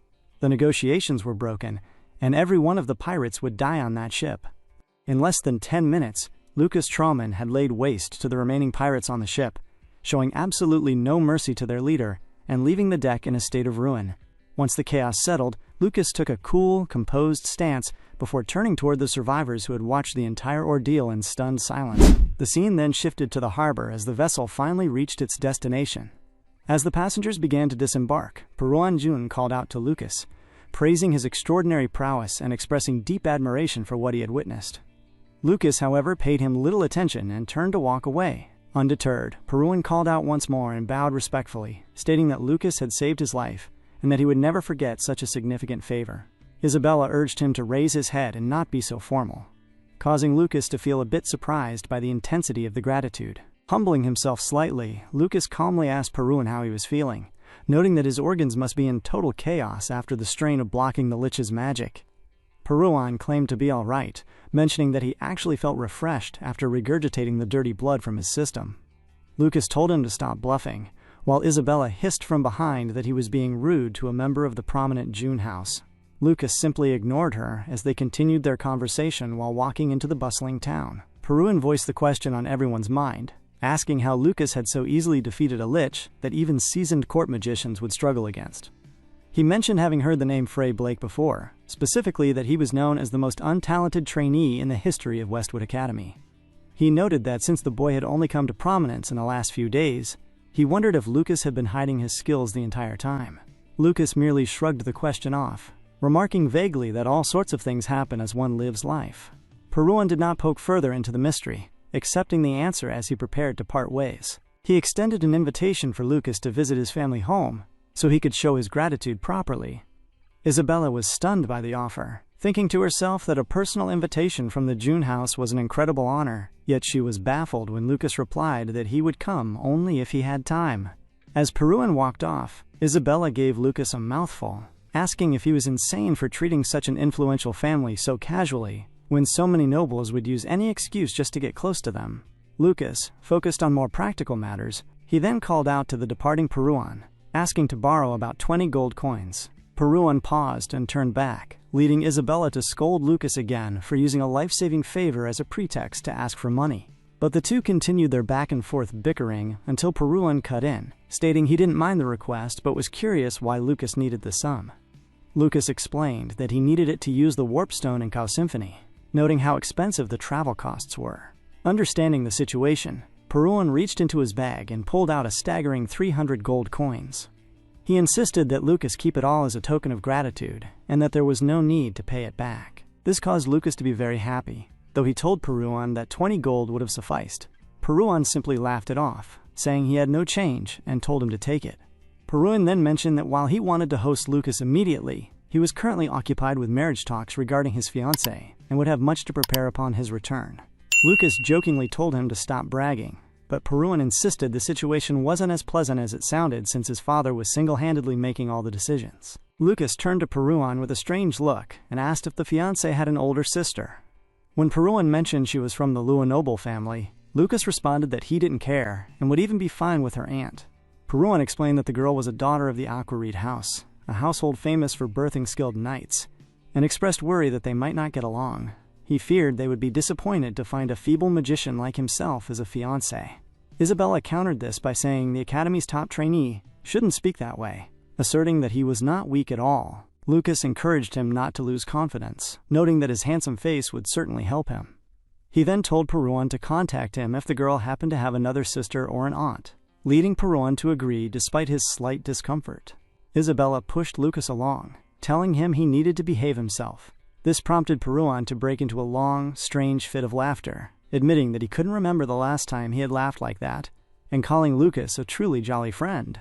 Much later, after walking a great distance together, the group reached the point where they had to depart. Peruan addressed the protagonist, telling him once more that he must visit the June house because he didn't want to live the rest of his life as a jerk who couldn't show proper gratitude. Lucas gave a casual affirmation, saying he would visit in the future if he had time. They shared a moment of calm as they looked at each other, and Isabella thought to herself that it was a wonderful sight, almost as if the two were longtime friends. As Peruan waved goodbye and walked off, Lucas remarked to Isabella that he was a good guy and a model of what a noble should be. Isabella agreed that he was indeed splendid, but her mood soured when Lucas added that the boy also had very deep pockets. This remark led the two to begin squabbling and shouting once more. The next morning, Isabella and Lucas arrived at a shop where she spent considerable time trying on various outfits, attempting to find something new for the journey. She repeatedly questioned Lucas on her appearance, but he flatly told her that she should simply go home. When she screamed in indignation at his bluntness, Lucas questioned if she truly intended to train in the mountains wearing such flattering but impractical attire. He advised her to choose light clothing that would not retain odors quickly and could be worn with ease. This caused Isabella to become quite annoyed, and she screamed back that she was well aware of the requirements but had simply been excited by the high-quality selection, leading the storekeeper to observe that Lucas's companion did not seem particularly accustomed to a minimalist lifestyle. Lucas privately mused that perhaps bringing her along had been a mistake. Much later, they stepped outside, having finally purchased the necessary items. They had settled on very minimalistic gear, which was well suited for the trek ahead. Lucas held a small bag in his hand and remarked on what an amazing item it was, noting the impressive nature of subspace magic. He marveled at the fact that objects 10 times the size of the bag could be stored inside. Isabella responded by asking if it was his first time seeing such a thing, suggesting there was no reason to be so surprised. When Lucas asked if she was still in a bad mood, she claimed it did not matter. Lucas exhaled as he looked around, reflecting on how much technology, like the warp stone, had developed compared to his original time. He noted that the population had increased significantly, yet he concluded that these advances were not beyond his imagination. He felt that things had barely changed in 4,000 years, and suspected that the demigods had intentionally deterred human development, wondering if they feared humans growing stronger. However, he dismissed the thought, believing those beings viewed human potential as nothing more than that of insignificant insects. Isabella interrupted his serious ruminations to announce that they had arrived at the warp stone. Lucas looked up at the structure, deciding he would eventually have to beat the answers out of the demigods. On a nearby podium, an official announced that the warp stone would soon activate and warned all passengers to stay within the magic circle. Lucas was genuinely astonished by the device, noting the impressive craftsmanship of its different sections. He warned Isabella to be careful, mentioning that those unaccustomed to warping often felt nauseous afterward. She screamed that she already knew, and asked him not to be so unrefined. Suddenly, as the warp stone activated, her body was pulled into the magic. The transition happened in an instant, and they arrived at their destination in the Hispania Mountains. Lucas looked around and realized that very little had changed in 4 millennia. He turned to suggest they get moving, only to find Isabella in a corner, vomiting from the experience. He reminded her that he had warned her about the nausea, but she wiped her face and insisted it was only because she had not eaten breakfast. Lucas remained skeptical, as she claimed she would be fine after a meal. Once more, he privately questioned the wisdom of bringing her. They entered the town and found a pub to satisfy Isabella's hunger. Lucas addressed the master of the establishment, ordering 5 servings of bread and a great deal of meat, along with some beer. This order surprised the tavern owner, and it caused Isabella to scream in a frightful shout, demanding to know if he was really going to drink beer at such a moment. Lucas told her to be quiet, asking if she realized how long it had been since he had enjoyed such a drink, and questioning why the academy didn't sell any.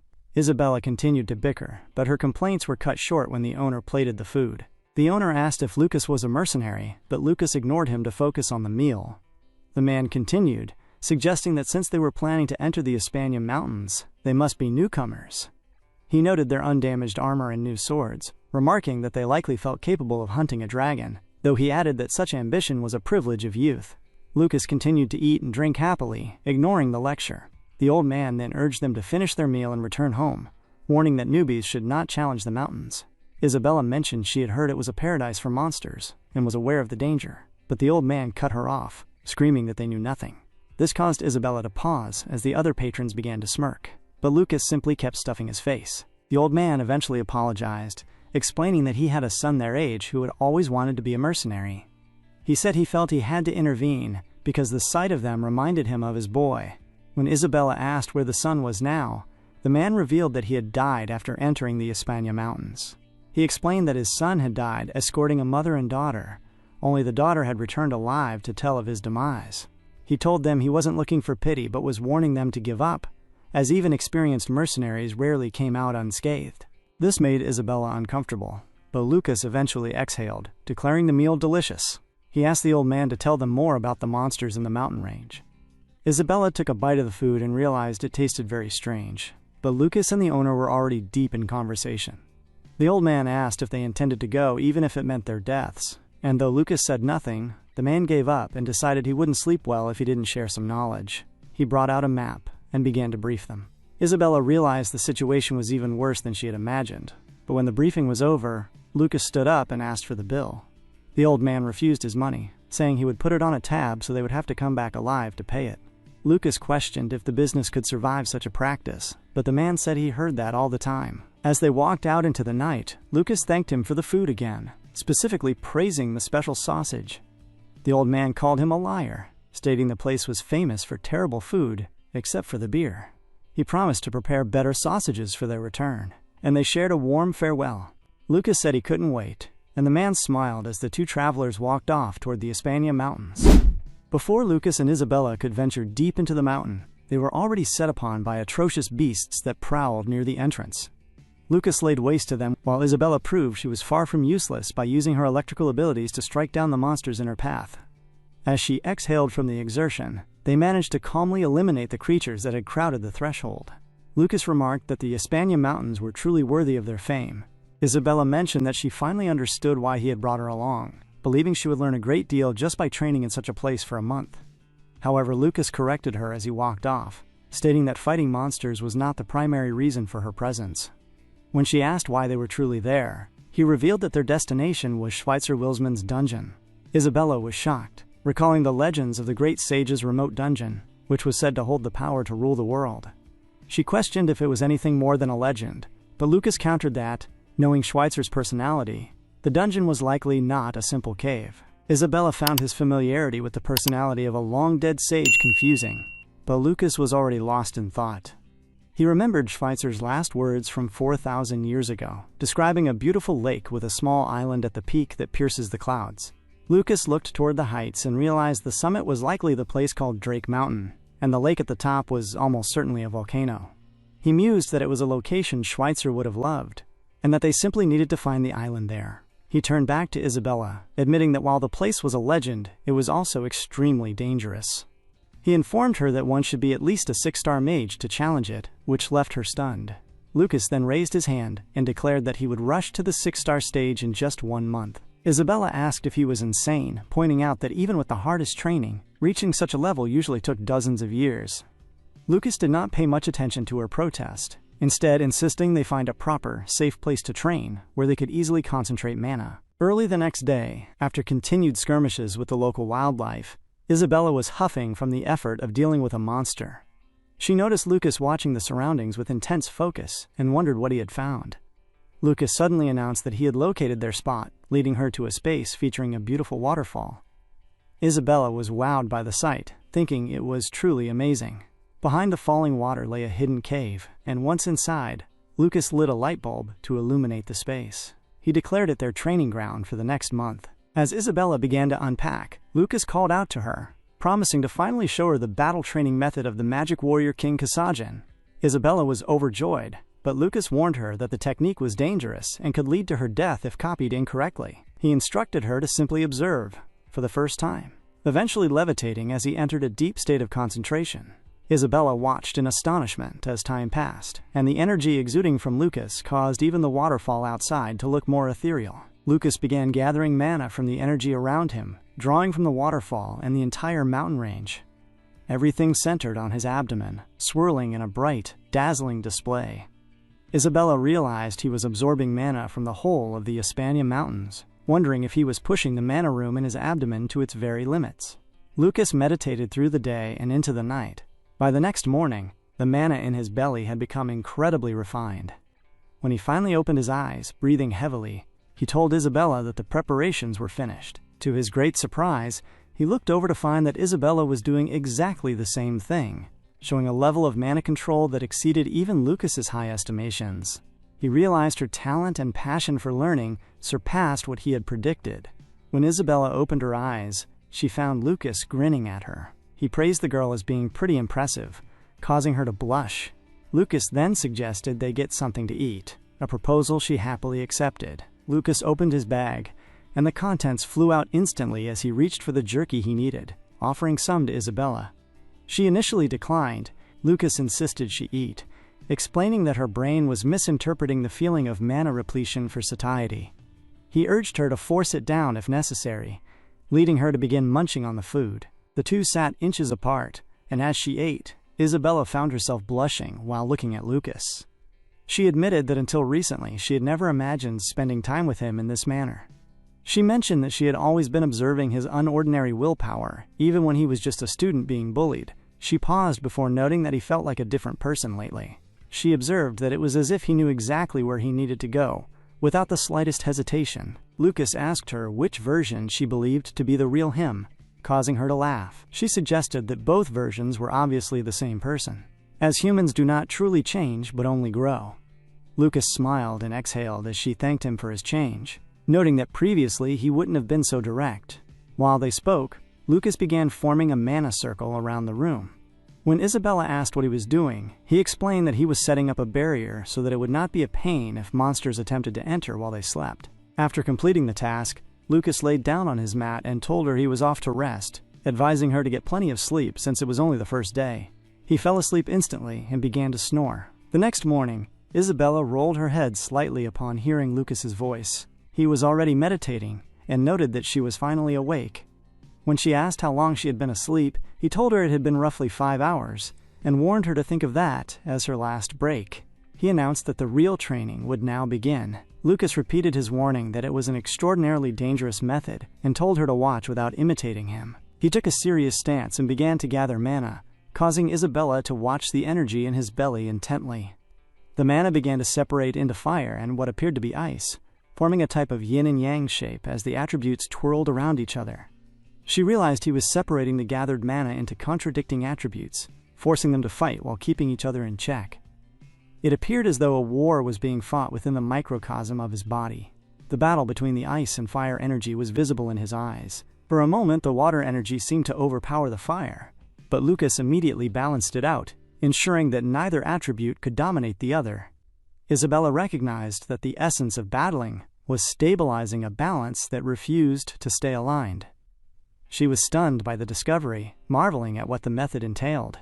Despite his earlier warning, she centered herself and tried to imitate the process. She attempted to separate the fire and ice within her own body, but before the process could truly begin, the ice overpowered the fire. This caused her to instantly cough out blood as the overwhelming force hit her, and experiencing immense pain from the slight distortion in balance. She was amazed that Lucas could practice such a nonsensical and dangerous method as if he were simply engaging in a peaceful meditation, leading her to wonder once more about the true identity of the man in front of her. Isabella walked outside to the stream and waded into the water to take a bath. As she cleaned herself, she remained deep in thought until she finally emerged, dressed, and began placing stones upon a flat surface to track the passing days. She realized with a start that they had already spent 2 weeks in these mountains. Reflecting on the intense bodily meditation process, she looked toward the cave and noted that Lucas Trauman had not moved an inch during those 14 days. She wondered when he planned to stop practicing such a terrifying method before walking back inside, dropping her bag, and turning to observe him. Lucas was deep in meditation and appeared to have achieved a perfect level of synergy from his training. Isabella recognized this as a materialization of mana, which served as clear proof that a mage was about to become a 6-star practitioner. She was stunned that he had reached such a stage in only 2 weeks, as she had never seen such inconceivable growth speed in her entire life. Inside his own mind, however, Lucas was actually annoyed. He felt his progress was still too slow, and believed he needed to move much faster and more efficiently to reach his goals. Isabella knelt in front of him to watch his steady form before eventually taking her own meditation stance to continue the battling process within her. More time passed as the waterfall continued to roar outside, eventually accompanied by heavy rainfall as they reached the 3-week mark. Inside the cave, Isabella was also approaching the threshold of her next mana circle. The strain eventually became too much for her, causing her to cough and fall to the ground. She looked at Lucas once more, noting that even the slightest lapse in concentration could disrupt the internal balance. Yet she found her own growth speed hard to believe. She felt a deep impression of the battling method, realizing that if her ancestors had practiced such a ferocious technique, it explained why modern mages were incapable of reaching the same heights as those of the past. A sudden realization of her own terrible smell caused her to turn toward the cave entrance, where she noticed something strange. A powerful force was attempting to break through the barrier Lucas had set. In an instant, the barrier shattered, revealing a massive phoenix that had forced its way into the cave. At that exact moment, Lucas opened his eyes and stood up upon recognizing the creature. Isabella was distraught and terrified, but Lucas remained perfectly calm because this was not his first encounter with such a creature. Lucas smiled and walked toward the divine bird, an act that surprised Isabella given the known dangers of the Espana Mountains. Lucas explained that the creature had likely been attracted to the cave by the fire attribute mana released during their battling training. He called for the phoenix to come to him, prompting Isabella to warn him to stay away, since divine beasts could not be tamed by humans. Despite the bird appearing dangerous, Lucas asked the phoenix if it was simply going to stay there, or if it intended to ask for the help it had come for. To Isabella's absolute disbelief, the phoenix stepped forward, allowing Lucas to hold it almost like a mother holding a child. She watched in awe as he stroked the feathers of the flame with his bare hands. Lucas told her that the bird showed no hostility. He pointed out a deep wound made by large claws, noting that the creature had nearly had its heart gouged out, and that it was a miracle it was still alive. Isabella asked if a phoenix could actually die, to which Lucas replied that they were simply less restrained by death than other creatures, but they were certainly not immortal. These words left Isabella in a state of shock, as she wondered what kind of monster could be lurking in the mountains with enough power to inflict such a wound on a divine beast.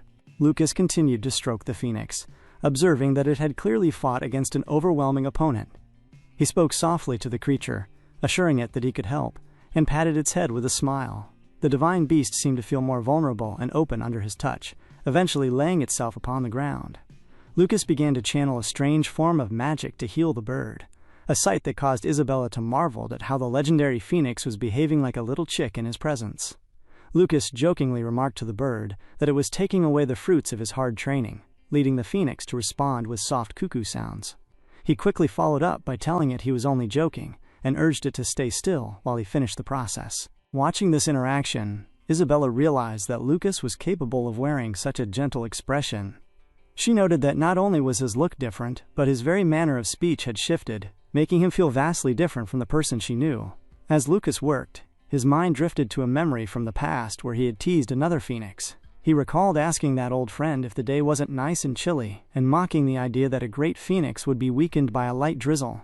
In the memory, the bird had made similar cuckoo sounds, leading Lucas to comment on its strong character before challenging it to a race to the mountain peak with the loser's lunch on the line. And the nostalgia of that old friendship brought a smile to his face. Returning to the present, Lucas mentioned how nostalgic the moment was, noting that his old friend had behaved just like this creature. While these words were surprising to Isabella, she chose not to question them. She watched as the deep wounds on the phoenix slowly began to heal and close.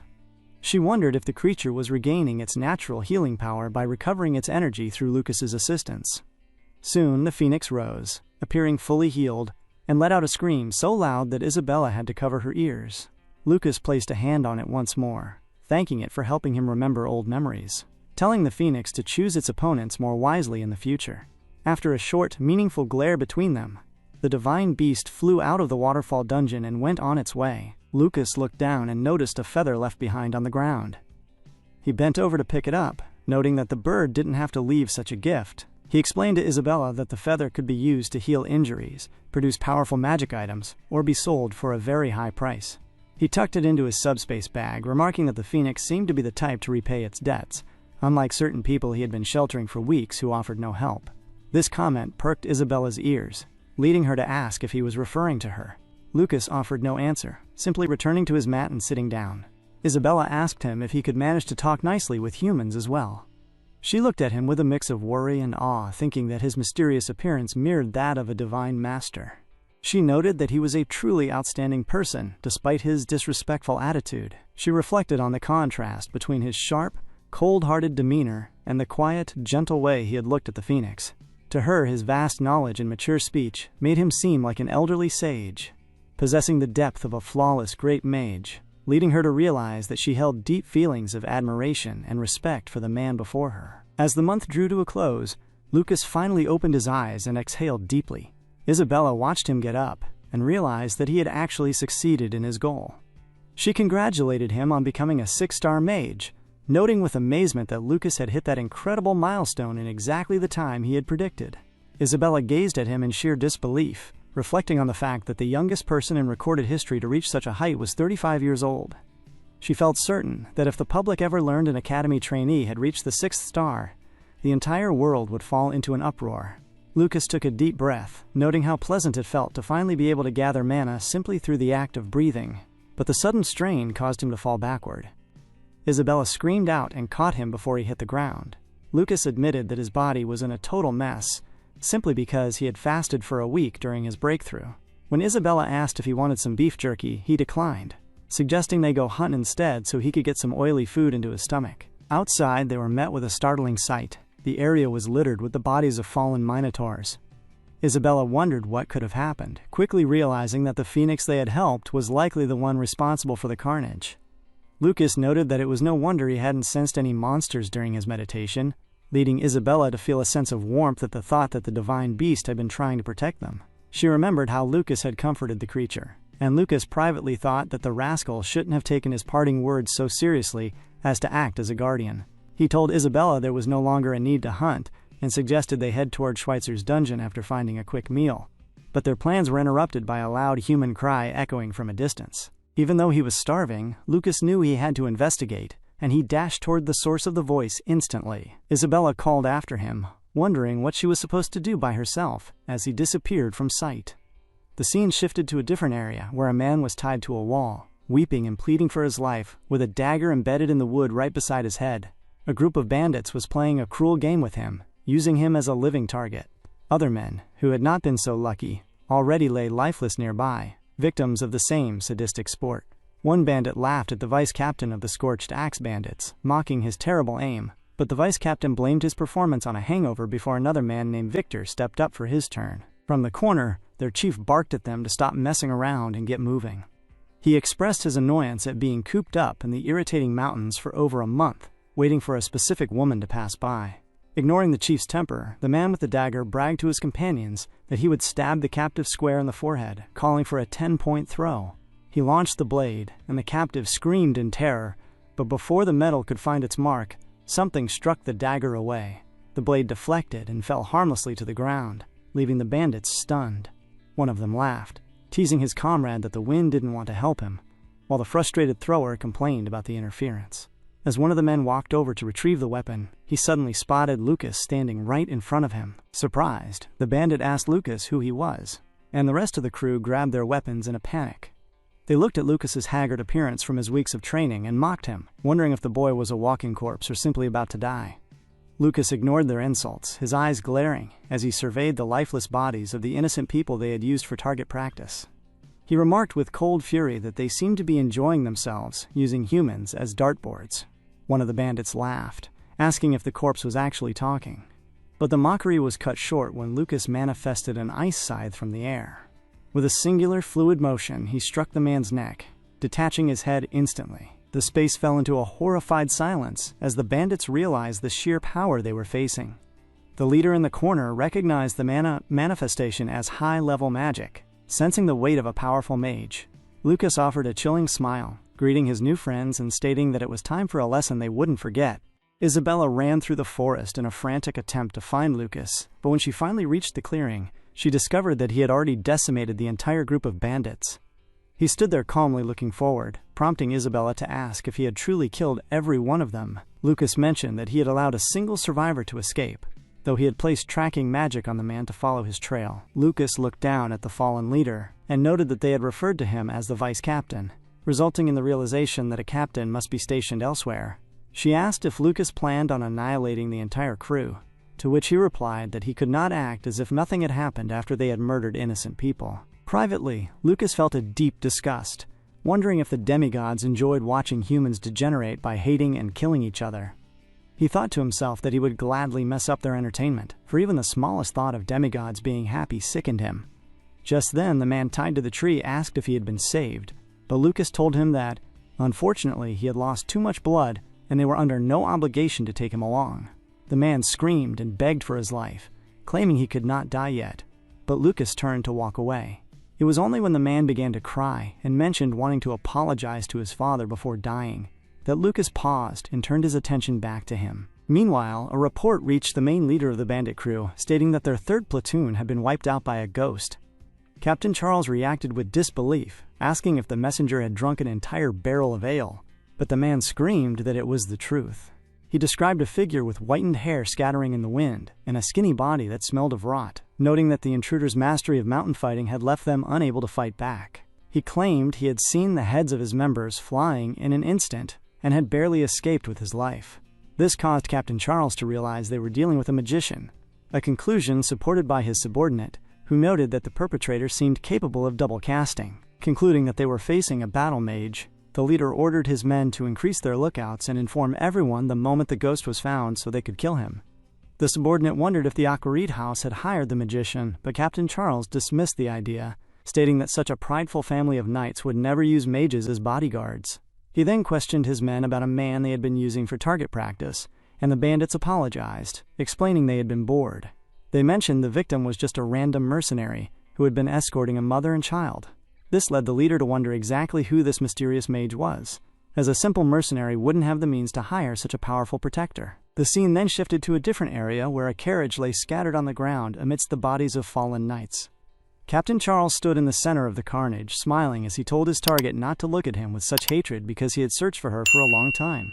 Facing him was Sonia Aquareed, the eldest daughter of the prominent Aquareed house, who appeared exhausted. She held her weapon firmly. When the bandits dashed toward her, she blocked their attacks and struck them down with style, ending with a blow that sent a man's head flying. She dashed forward to attack the leader, but his subordinate intercepted her, and their swords clashed with a heavy ring. The subordinate laughed as Sonia struggled against his strength, eventually pushing her back with such force that she flew through the air, puffing and puffing from the strain. The leader remarked that he was about to fall in love, noting that she still hadn't let go of her blade, and that the rumors of the Luinoble Kingdom's flame sword were clearly not exaggerated. As Sonia took a fighting stance, the ladies beside her cried out in fear, and her surviving knight looked spent. The situation was dire, and the odds did not favor them in that moment. The nuns and the knight remained on the ground, clearly relying on Sonia Aquareed to navigate the entire dire situation. The bandit leader observed that waiting for more than a month in the infuriating mountains had been worth the effort, remarking that Sonia was every bit as beautiful as the rumors depicted. He noted her status as the first daughter of a prestigious knight's house, and mentioned her reputation for being more talented than any male heir, having received the title of Rainstorm from the king at only 18 years of age. Sonia did not pay his flattery much mind, instead scanning the area and realizing with growing dread that her escorting knights had been annihilated. With only her maid and the long-retired Sir Luthor remaining, she felt the crushing weight of her disadvantage, especially since she was the only one left capable of fighting against more than 20 skilled men. The bandit leader expressed curiosity regarding the location of her escort magician, but Sonia dismissed the idea as nonsense. She questioned if he truly believed a house with such a long history would ever use a lowly magician for protection, adding that magicians in the current age were nothing but weaklings. This led the leader to conclude that the ghost who had interfered with his underlings was not actually involved with the Aquareed family, which only made him more curious about the mysterious interloper. He then assured Sonia that they would not kill her right away, prompting her to scream for clarification. The leader suggested that it was unnecessary to spell out his intentions in such a plight, a comment that caused his men to salivate as they glared at her. He remarked on what a rare occasion it was for men of their standing to play with a noblewoman. Sonia was deeply annoyed by their behavior and screamed that she would rather bite her tongue than become their plaything. The bandit leader remained unmoved, stating that her death wouldn't change much because they would simply help themselves to the women behind her. The leader added that his boys were quite hungry after living like beggars for a month just to catch her, so he wouldn't be able to promise a nice death for her companions. Sonia was furious, finally realizing that the bandits had kept the girls alive for that very purpose. The nuns urged Sonia not to let them drag her down, demonstrating a newfound resolve. Sir Luthor, despite his injuries, stated that it would be an honor to die for her. Sonia calmed herself and apologized to her followers for the misery, but the nuns found her apology upsetting. They mentioned growing up healthy through the help of the respectable Aquareed house, and implored her to end their lives with her own hands. They expressed that it would be dishonorable to reunite in heaven after having been used by the bandits. Sonia gripped her sword, her body shaking as she agreed that they should all hold their heads high and reunite in heaven with pride. The bandit leader realized with alarm what they were planning, and ordered his men to stop her immediately. She swung her blade. However, the sword descended into nothingness, striking neither the nuns nor the ground. Everyone was shocked by the sudden disappearance of the weapon. Sonia, with tears streaming down her face, opened her eyes to find the nuns still alive and safe. She was distraught and confused as to why her sword was no longer in her hand. She wondered how the Scorched Axe bandits could have stolen her blade so quickly. Feeling the deep humiliation of a knight who had lost her weapon, she apologized again for being unable to provide an honorable death and ordered the nuns to bite their own tongues. Before she could finish her command, the nuns called out to her. The bandit leader announced that the guest he had been waiting for had finally arrived and revealed himself. Lucas stood there silently beside Sonia, having intervened at the final moment. When Lucas finally arrived, the energy in the space shifted instantly. As Isabella held onto the man they had rescued earlier, the bandit leader glared at Lucas, noting that he had heard rumors of the youth and suggesting that he must have been taking good care of his boys. Lucas responded by throwing Sonia's sword back to her, before asking the man if he was indeed the leader. The bandit leader stared at Lucas's frail and wicked-looking body, pointing toward the forest to ask if he had come from their base camp and what exactly he had done to the men stationed there. Lucas dryly confirmed that he had taken very good care of them, an admission that caused the leader to become visibly annoyed. He immediately ordered his men to kill the white-headed youth, warning them not to give the mage any time to cast his spells. The bandits dashed toward Lucas, believing the reports that he was a battle mage whose strength would be limited by their superior numbers. But they were proved wrong when Lucas instantly used a wind-like spell that cut through their bodies. The leader managed to use his sword to dodge the strike, though his hands shook from the sheer firepower Lucas displayed. He watched in a stun as Lucas used his magic to toss the bandits every which way. Sonia looked on in shock, wondering who these people were and asking Isabella what their purpose was. Isabella simply offered a smile, telling the knight she could rest easy since they were not enemies. Meanwhile, the leader was pushed back heavily by the onslaught, trying to reassure himself that even battle mages were still magicians who could not maintain such a pace forever. He reasoned that there must be a cycle to the magic spells, and believed that because Lucas was casting so many attacks, he would soon fall from exhaustion or to the blades of the remaining men. Much to his surprise, his men continued to fly through the air as Lucas's attacks pierced and cut through them as if they were tissue paper. This caused the leader to feel incredibly uncomfortable, as he found it impossible that Lucas was attacking everyone simultaneously while also targeting him. He looked up to see Lucas levitating in the air, surrounded by numerous floating magic balls, and realized he had never heard of a mage capable of such a feat. Suddenly, one of Lucas's attacks pierced through the leader's defenses, breaking his sword instantly and sending him flying across the space until he landed coughing on the ground. The leader screamed for Lucas to stop, seeing that the mage had already made quick work of the majority of his crew. Only a few bandits remained, struggling to catch their breath. When the attacks momentarily ceased, the leader shouted that Lucas must be out of mana and urged his remaining men to kill him now or they would all die.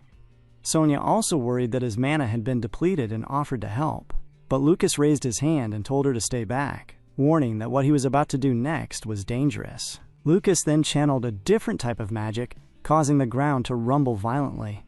The bandit leader was terrified by the shaking earth as the ground began to crumble beneath them.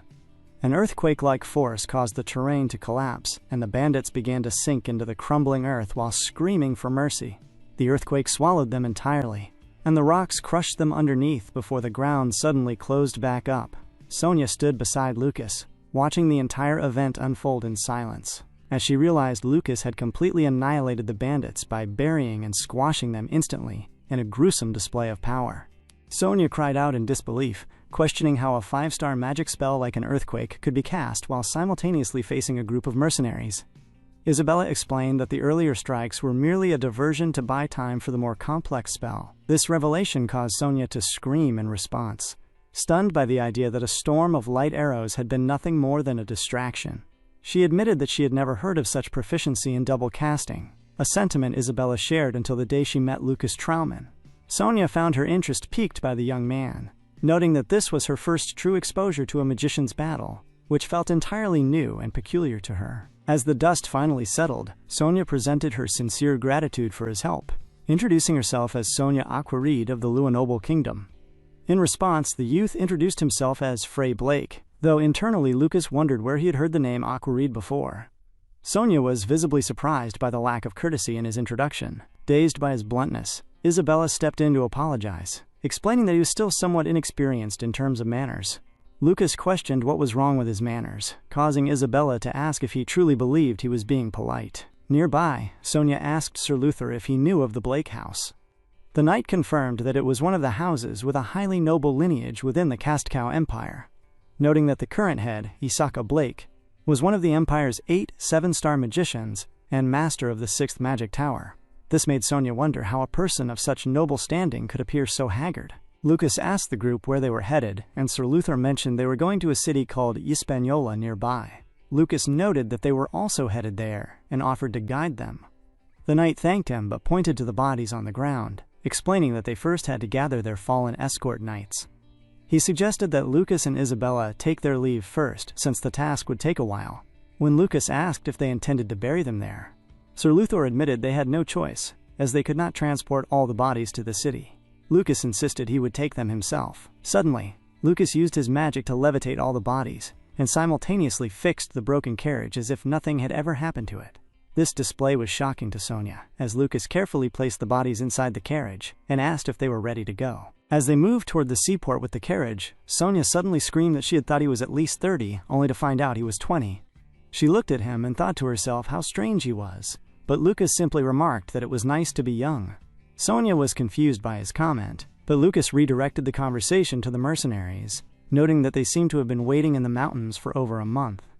Sir Luther realized that a month matched the period since they had left Luanoble. He could not think of a specific culprit, noting that the Aquareed house had as many enemies as allies. Sonia added that the mercenaries must have been backed by someone with great power to have dispatched such skilled fighters. She looked at Lucas in admiration, asking how he had gained such skills and power. She admitted that she had always thought magicians were weak and evil, but that mindset had been erased today because of him. Lucas told her the answer was obvious, stating briefly that it was simply a matter of effort. This answer left her very confused. They finally arrived at the harbor and pushed the carriage toward the ship. The nuns hugged Sonia and waved goodbye as the ship set sail with the bodies of the soldiers, ensuring they would return to their families. Sir Luther expressed his sincerest gratitude, to which Lucas replied that he was glad to be of help before waving them off. Sonia grabbed onto Lucas, surprising him as she insisted on returning the favor. Lucas responded uncomfortably, saying they only needed to help each other to survive, but the knight insisted that the Aquareed house would lose face if they simply sent him away. Lucas scratched his head and looked to Isabella for guidance. Isabella smiled in acceptance, leading Lucas to agree and suggest that they buy them dinner at a place he knew that sold extremely delicious sausage. The group finally arrived at the inn they had visited on the night before entering the Hispania Mountains. Inside, the atmosphere was quite ordinary, leading Sonia to note that the establishment did not seem like a place nobles would frequent due to the heavy smoke and the general rough demeanor of the patrons. Lucas countered that it was a well-known fact that dirty and run-down places like this often served the best meals, a sentiment Sir Luther found difficult to support. Their discussion was interrupted by the owner of the pub, who defended the quality of his establishment before expressing his relief at seeing Lucas return alive. Lucas offered a smile in response, mentioning that someone else had also returned with them, much to the old man's surprise. The owner was overwhelmed with joy upon seeing his son, Kazan, standing there. He dropped everything he was holding to rush toward him, and the two began to rekindle their relationship. Much later, the father began to stitch the injuries on Kazan's body, while Lucas explained that they had already provided emergency treatment. While Kazan would need to rest for a few days, he would be fine. Lucas informed the pub owner that his son had been captured as a hostage while protecting a mother and daughter, adding that while he was unsure of Kazan's skill as a mercenary, he proved to be a much better man than his father had previously portrayed. Kazan wept before his father, expressing deep regret for their past arguments and his decision to leave. But the owner comforted him by saying that nothing mattered now that he was back safe. Isabella questioned Lucas on how he had known Kazan was the master's son. Lucas noted that they look identical. Lucas teased her, suggesting that the drag of their team possessed unexpected skills in healing magic, which clearly annoyed Isabella. She demanded to know who he was calling a drag, to which Lucas bluntly confirmed he was referring to her. He then noted that they had planned to stay at the inn, but the house appeared to be full. Sir Luther lamented the crowd, suggesting they would have to find another place, which led Lucas to apologize to the knight for bringing them all that way, only to miss out on the delectable sausages. Hearing this, the pub owner began to shake with sudden intensity and ordered his customers to stop eating and get out immediately. He looked quite ominous as he declared the pub closed for the day, even scattering tables and shouting down any protests by asserting his authority as the owner. After kicking everyone out and flipping the sign to closed, he turned to Lucas's team and insisted the place was now empty. He announced he would use his great skills for the first time in a while and told them to go wash up while he prepared the food. Later that night, the moon shone brightly into a small room where Sonia was taking a hot bath. She found the quiet cleaning process eerily pleasant, but downstairs, a feast had already been laid out. Lucas was in his usual fashion, stuffing his mouth with food. When Sonia walked down the staircase, Lucas noted her arrival and mentioned he had already started without her. Sonia appeared to be blushing slightly as she called his name, prompting Lucas to ask if she was sick since her face was red. She explained that she finally felt human again now that she was clean, but as she reached for a chair, she slipped and fell. Lucas instantly caught her before she hit the ground, but the sudden movement caused the clothes covering her back to fly open. Lucas noticed a multitude of scratch marks on her hands and arms from sparring and training. She pulled her hand away and tried to cover herself, but Lucas surprised her by saying that the scars looked cool. He smiled and remarked that those marks were the traces of her effort, which made her blush even more intensely. Isabella mentioned hearing that they were headed for Cascow and asked for their final destination. Sonia revealed they were going to the Jun house, causing Lucas to recall his friend from the academy, Peruan Jun. He remembered hearing that the Aquareed house was an impressive household that birthed skilled knights, and he suddenly put the pieces together. He shouted out that she must be the fiancée, a realization shared by Isabella. Sonia grew uncomfortable as Sir Luther asked if they were acquaintances of Lord Peruan. Isabella explained that Frey and Lord Peruan were fellow trainees and friends from the same academy. Lucas looked at Sonia, confirming she was indeed Peruan's fiancée, before muttering to himself that Peruan was a lucky bastard. The scene then faded into the late hours of the night. The following day, they were prepared to depart, and Isabella mentioned to Sonia that she hoped the remainder of her journey would be peaceful.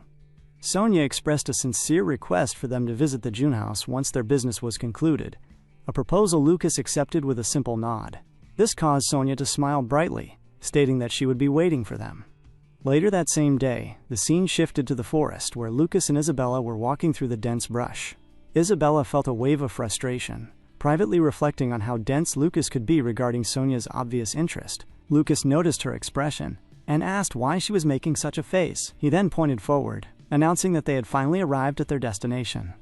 Before them stood a massive, majestic peak that Lucas identified as the entrance to Schweitzer's dungeon. Isabella gazed at the sight, noting that it was truly worthy of being called the Drake Mountain, as she spotted drakes, the monsters at the very top of the food chain, circling the heights. She asked if they would have to fight those creatures, resulting in Lucas remarking on how nice it would be if that were their only concern. He pointed to the ground, revealing a massive footprint that dwarfed standard measurements, and mentioned that the Drake King was likely dozens of times larger than the ones they saw in the sky. This revelation caused Isabella's legs to give way, leading her to fall to the ground, as she claimed it was impossible to have a drake of that size. Lucas told her to get her thoughts together, reminding her that they were in the Hispania Mountains, a living hell where anything could happen. Suddenly, he gathered his mana around her, causing her to ask what he was doing, just before he blasted her away from her current position. Instantly, a huge beast struck the very spot where she had been standing, sending both Lucas and Isabella flying back.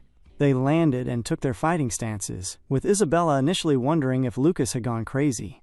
However, upon looking up, she saw the beast and realized that he had actually saved her life, but privately felt that he should have simply told her to move instead of blasting her.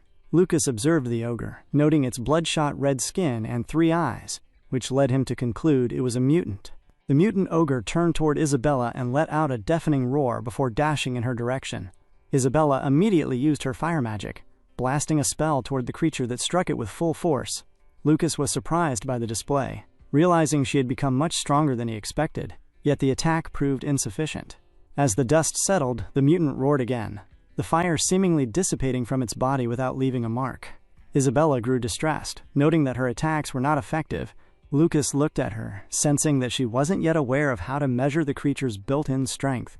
He walked toward her and explained that the ogre's skin had gained a high resistance to fire magic when it evolved, likely due to the influence of the local drakes. Isabella asked how they were supposed to subdue it then, leading Lucas to suggest that if fire failed, they should use ice. Lucas then instantly began to create several ice spears from thin air, preparing to launch an attack against the mutant in front of them. The surrounding air grew incredibly chilly as the ice spears manifested. Isabella found herself shivering from the sudden frost, yet she could not look away from the magic being woven. The sight led her to think to herself that Frey truly reminded her of the great mage Lucas, a comparison that grew stronger as the youth prepared his strike. Lucas then fired the ice toward the mutant, striking the creature in 2 distinct positions with a sharp impact. While they both looked on with optimism that the attack had succeeded, the mutant caught them by surprise by striking back from the corner, forcing them to fly through the air as they scrambled to dodge. Although the spears had penetrated the skin, the mutant's hide was far too tough for it to feel any real impact. Even those powerful ice spears failed to pierce the creature completely, resulting in a frantic dash as the mutant sprang toward them in pursuit. Lucas admitted that the beast was surprisingly tough, while Isabella questioned how he could remain so easygoing in such a life-threatening situation. Isabella thrusted fire magic toward the mutant's face in a desperate attempt to slow it down, but the flames did nothing to harm the creature. However, the smoke and heat caused the mutant to lose track of their exact positions, leading Lucas and Isabella to hide within the dense forest. While the beast searched for them, Lucas explained that the creature had not only undergone an attribute evolution, but also possessed bones and skin reinforced like steel. Isabella screamed, suggesting they should simply burn it down with fire magic despite its high resistance. She even proposed using an earthquake spell, like the one he used previously, to bury it alive. Lucas reacted with disbelief, asking how she could be such a musclehead, and if she were trying to gather every drake in the mountains by using such a noisy, large-scale spell. He noted that the creature was already making enough noise by destroying the forest in its search for them. He then told her that there was a special well-digging technique for situations like this. Lucas called out to the mutant to draw its attention, manifesting more ice spears as he told Isabella to chill out and not be so angry. Isabella questioned why he was using those ineffective ice spears again, but Lucas explained that one should only dig a single well to succeed. He aligned the spears one by one in a straight line in front of the mutant. As the creature roared and dashed toward them, Lucas told it to stop shouting because they needed to be discreet. He then fired the first ice spear into the center of the mutant's head, but the beast continued its charge. Isabella screamed that it wasn't working, but Lucas paid her no mind, remaining quiet and concentrated. He fired the second spear, then the third, fourth, and fifth in rapid succession. As each spear struck the same point, the mutant was slowly pushed back by the cumulative force. The sixth and seventh spears followed, and upon the impact of the seventh, the mutant stopped running, unable to move any further. There remained one last spear, which Lucas thrusted toward the target with precision. This final blow acted as the catalyst, driving all the previous spears deep through the mutant's head. The mutant instantly fell to the ground and passed out. Lucas blew on his finger as if cooling a hot gun, remarking that it was always best to just dig a single well, while he took a moment to enjoy the fresh air. The victory was short-lived. A series of roars echoed from behind them as the local drakes took notice of the commotion.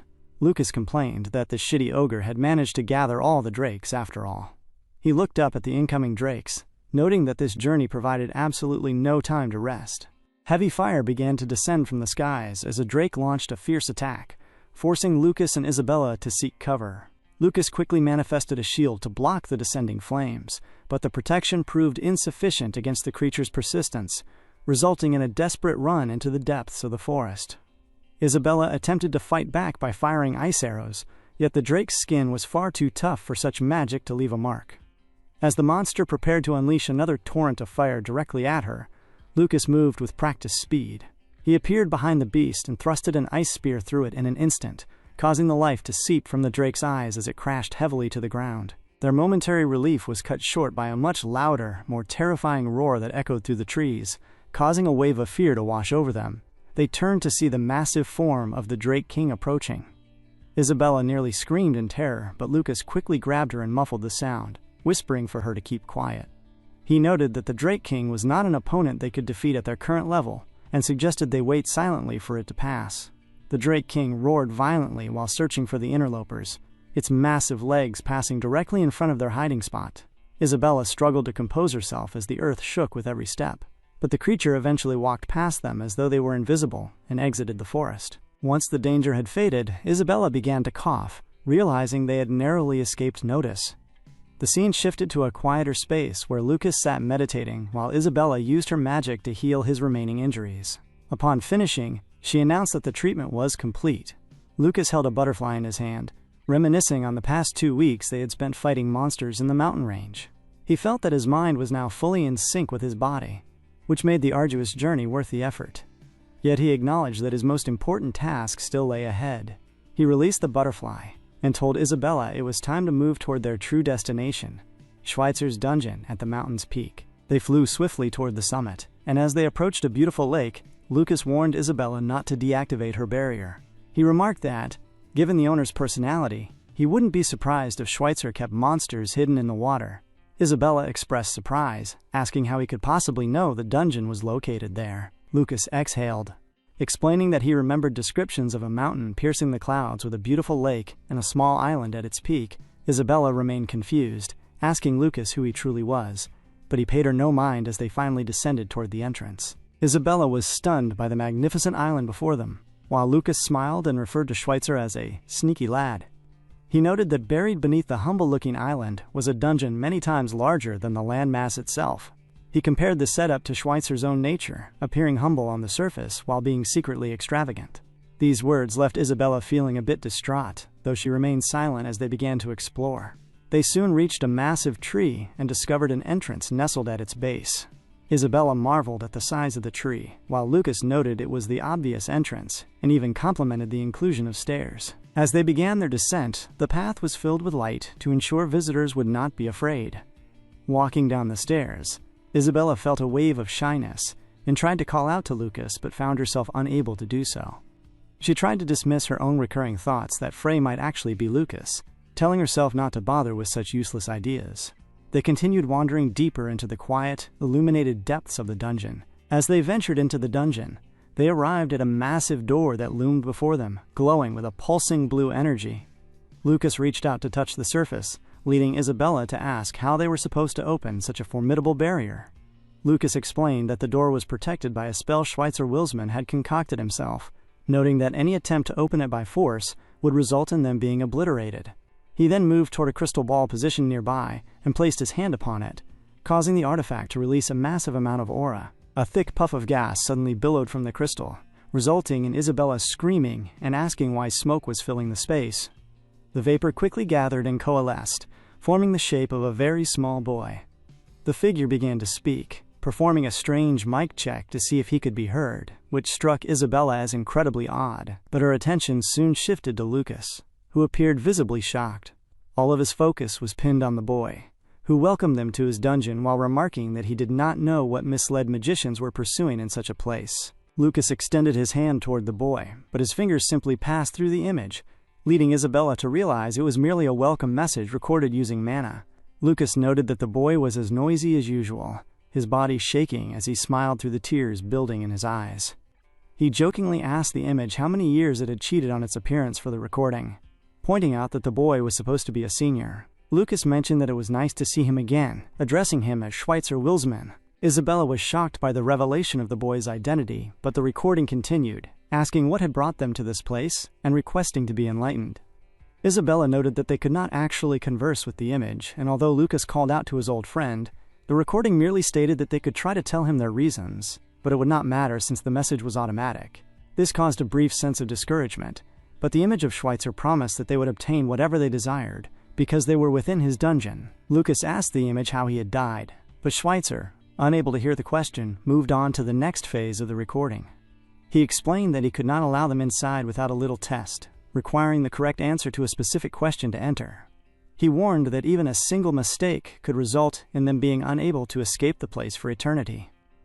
Deep in thought, Lucas felt as though he had returned to the past, listening to a voice and attitude that remained unchanged from the days they laughed together. It pained him that his voice could not reach his friend, making him feel as though he were the only one left alive. He folded his hand tightly, correcting his own thoughts by acknowledging that while those he loved had returned to dust, the enemies who had caused their downfall were still ruling the world as if nothing had happened. He resolved himself to face the demigods, turning his attention back to the boy who decided it was uncool to drag the conversation out any longer. Schweitzer then asked the pivotal question, what did he hate the most? Lucas provided the answer, resulting in the boy announcing it was correct as the massive door finally swung open. The image of Schweitzer poofed away, and Lucas resolved himself to walk forward into the darkness. Isabella followed in shock, struggling to find the courage to ask who he truly was. They paused for a moment before Lucas told her not to stand there dumbfounded, reminding her that Schweitzer's personality ensured this was no ordinary warehouse. He warned that traps were likely waiting, and that she would be dead in no time if she stood still. He challenged her to stop overthinking and focus on becoming stronger, urging her to follow him. Isabella agreed calmly as they stepped further into the dungeon. After walking for a while, they arrived at yet another door, which featured a second crystal set beside it. Lucas reached out to touch the artifact, causing smoke to billow out and gather into the form of a young man, whom Lucas immediately identified as a slightly older version of Schweitzer Wilsman. It became apparent that the mage's age increased with every door they passed, leading the image to announce that it was time for the second question. Before posing it, Schweitzer mentioned that he had forgotten to explain that while better items were hidden deeper inside, visitors were permitted to take only a single item. He warned that if this rule were broken, their cute little golem friend would become quite angry, and a single mistake would mean their end. The recording then shifted focus, as Schweitzer mentioned the name Iris Fistfounder, and described her as an incredibly annoying woman. He noted his inability to understand the thought process of witches, remarking that while they were all struggling to save the world, she was falling head over heels for a man who would not care if the world ended. Lucas felt a surge of surprise at these words. Lucas fell into a deep thought, remembering the Black Witch as a woman with ebony hair. He reflected that the title suited her perfectly, and that no man could truly resist her charm, even privately admitting he had never seen a woman quite as alluring as her. But the image of Schweitzer continued, stating that while Iris had her faults, Lucas was even worse. He questioned how a man could not notice the advances Iris made, wondering how a supposedly great mage could be so dense when a woman was crazy for him. Isabella silently noted to herself that the youth before her was exactly like the great mage Lucas in that specific aspect, which clearly annoyed the protagonist. Schweitzer's image doubled down, betting that even a golem was not as dense as Lucas. This entire conversation left Lucas feeling very irritated, and he silently called Schweitzer a bastard in his mind. The recording then explained that Iris held a contract with 3 powerful devils, one of whom held different weapons in each of his 6 arms. Before the image could finish, Lucas correctly identified the being as Asura. Schweitzer confirmed the answer, and as his form disappeared, Lucas walked past swiftly. They entered a space filled with sparkling jewelry and fine artifacts, but they remained unswayed by the allure and moved to the next stage. Upon reaching the next door, an even older version of Schweitzer appeared. Lucas realized that the dungeon served as a living diary of Schweitzer's life, leading him to wonder what his friend had been thinking when he created such a place, and to whom he was trying to convey these messages. The subsequent questions were answered correctly in rapid succession, as they progressed toward what seemed to be the final stage. Isabella remarked that it was incredible that they had reached the 15th room while answering every bizarre question steadily.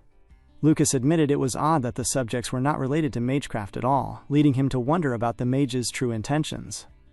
Isabella privately thought that the youth was even more bizarre for knowing all the answers so easily. Finally, they arrived at the entrance to the last room and encountered an elderly form of Schweitzer.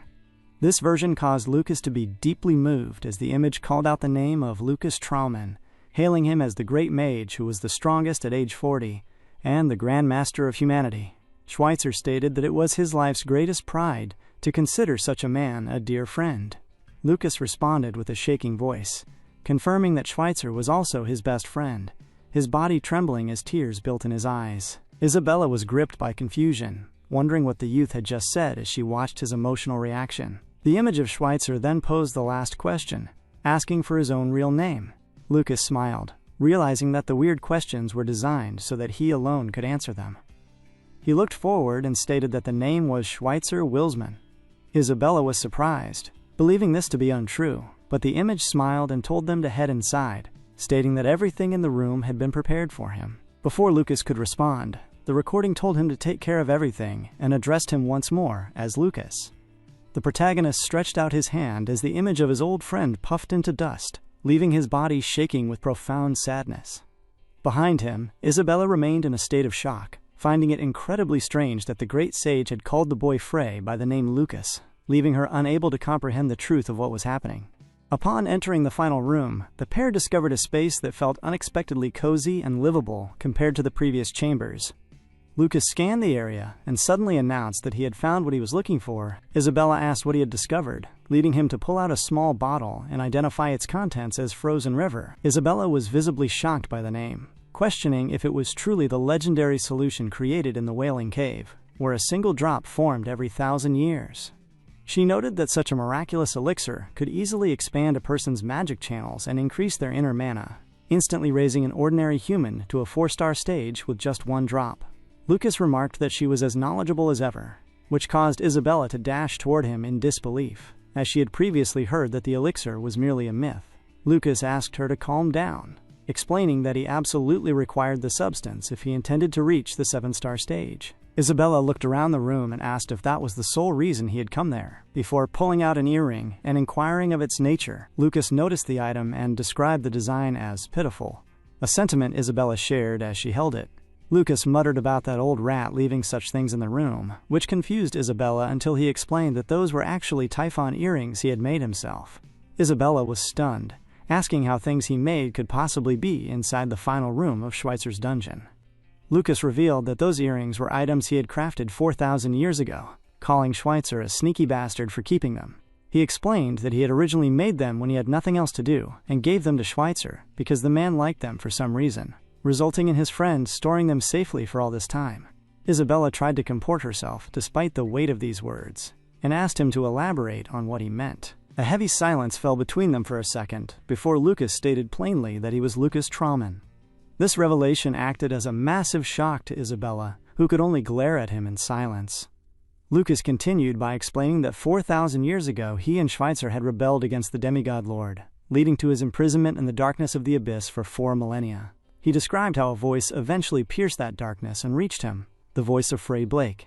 Lucas admitted he did not know how the boy had called out to him, or how their minds had synchronized, but he managed to answer in that moment, resulting in Frey giving him his body. Surprisingly, Isabella took the news calmly, asking if that was truly the case. Lucas expressed his own surprise at her reaction, admitting he didn't think she would actually believe him. Isabella noted that while it was an inconceivable story, there were many instances where the truth of it had been apparent, and this far-fetched excuse finally explained everything. She then bent over, bowing deeply to him and presenting her heartfelt greetings to Lord Lucas. Lucas picked the Typhon earrings from her hands and told her to just call him Frey as usual.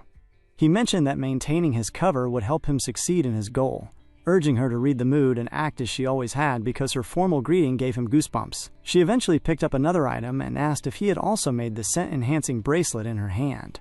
Lucas clarified that the item was something Schweitzer had made, the great sage's staff, which he used to handle as if it were a part of himself. When Isabella pointed out that it looked like a bracelet, Lucas took the artifact from her. warning that using it incorrectly could suck her mana dry and kill her. Lucas placed the bracelet on his hand and put the Typhon earrings on his ears, beginning the process of synchronizing them with his own mana. This caused Isabella to be astonished by the massive increase in his mana, leading her to remark on the power. Lucas noted that while it wasn't usually his style to use magic tools, he would make an exception for a friend's keepsake. Isabella then found another object and asked if it was a golem core. Lucas took the core from her, noting that considering the mana inside, it was definitely not something to drink from. He placed the core in his bag and instructed her to pack up everything else, noting that all that remained was Schweitzer's desk. They walked forward and saw a candle on the desk that burned for eternity using mana. Lucas remarked that his friend always preferred crafting useless things like that. Lucas then opened the book resting on the desk, and they looked inside to see the opening words. Lucas vanished. Lucas began to read the contents of the diary, absorbing the desperate words written by his old friend. The text stated that Schweitzer was certain Lord was the culprit, as no one else could make Lucas disappear without leaving a single trace. The writing questioned what should be done, noting that this was not as simple as a 9-star magician vanishing, but rather the loss of the leader who had united them all. Schweitzer had written that the last hope of humanity had vanished with him. Lucas realized that Schweitzer had recorded everything that followed his disappearance, including the clash between the magic warrior king Kasajin and the Blade Knight Lucid, as well as the sudden disappearance of Iris Fistfounder. The diary detailed how the demigod's influence had already rooted itself deeply within the continent, leaving Schweitzer alone and unable to trust his fellow humans. Despite their outward admiration, their hearts were filled with malice as they plotted his death. Lucas read the detailed accounts of the terrible daily battles his friend fought in solitude. Schweitzer had written that Lucas was an irreplaceable leader, and though he tried to bear that burden in his stead, every passing second only highlighted his own lack of skill and the painful emptiness Lucas had left behind. As they continued reading, they both began to tear up, reaching a part where Schweitzer repeatedly apologized to Lucas for failing him. Lucas placed his hand on the book and called his friend a moron, asking why he had gone so far on his own.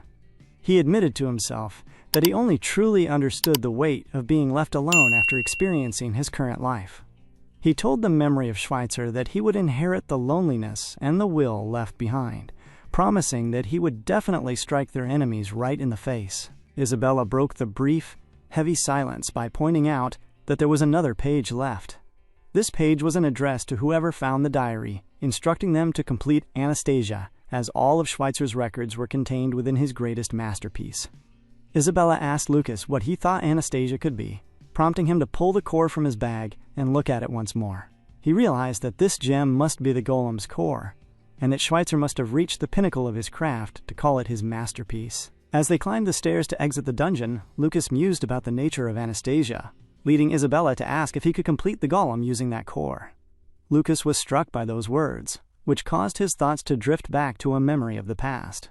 He recalled showing Schweitzer the very first golem he had ever created, which looked like total crap. Schweitzer had made fun of him, laughing, and asking if he actually called that thing a golem. Lucas had defensively claimed it was an advanced guard design with a cubist approach, but Schweitzer only laughed harder, telling him he should never make golems and should just ask for help next time.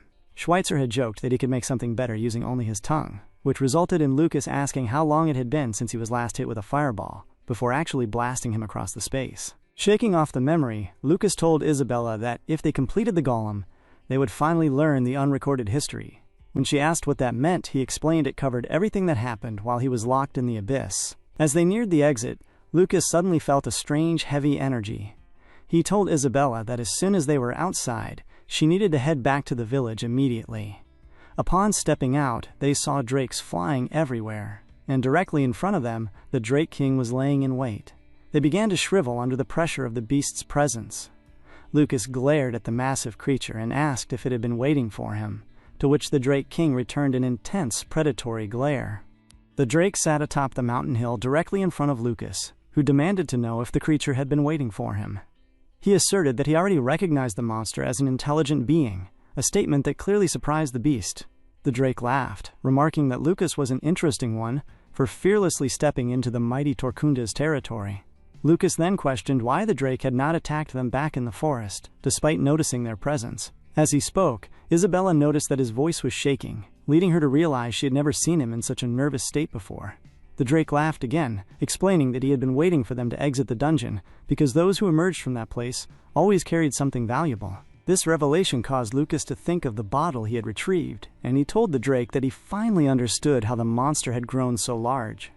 He accused the beast of using his friend's treasured dungeon as a trap to hunt humans just to fill an insignificant stomach. He told the Drake that he was in need of a beating, which visibly angered the creature. However, as the Drake looked into Lucas's eyes, the gaze caused him to remember Iris Fistfounder, who had beaten him down earlier in his life, threatening to kill him if he persisted.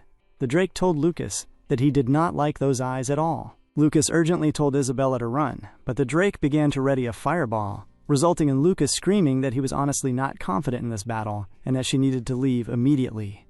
Isabella countered that his lack of confidence was exactly why she should stay, but the Drake screamed that people like them tasted the best before promising to eat them. As the monster spat out a massive fireball, Lucas utilized the bracelet from the dungeon to manifest a magnificent magic staff. He swung it instantly, causing a massive boulder wave of earth to rise and strike the Drake directly in the face, which caught the creature off guard. Lucas then harshly asked Isabella if she understood that she would only be a hindrance, and called her a leech. This sharp rebuke finally caused her to gather herself, and she inhaled deeply before dashing off, promising to return as fast as possible. Now alone, Lucas took a firm stance in front of the Drake, who called him a wretched bastard before spitting a heavy amount of fire.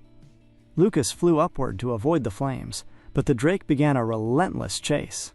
The monster stayed very close, firing multiple fireballs in quick succession as Lucas maneuvered through the air to stay ahead of the onslaught, and Lucas soon realized that several smaller Drakes were blocking his path ahead. Annoyed by the interference, he used the energy from the necklace and the staff to conjure ice spears merged with a powerful windstorm. This combined attack struck the smaller Drakes, tearing them into pieces in an instant.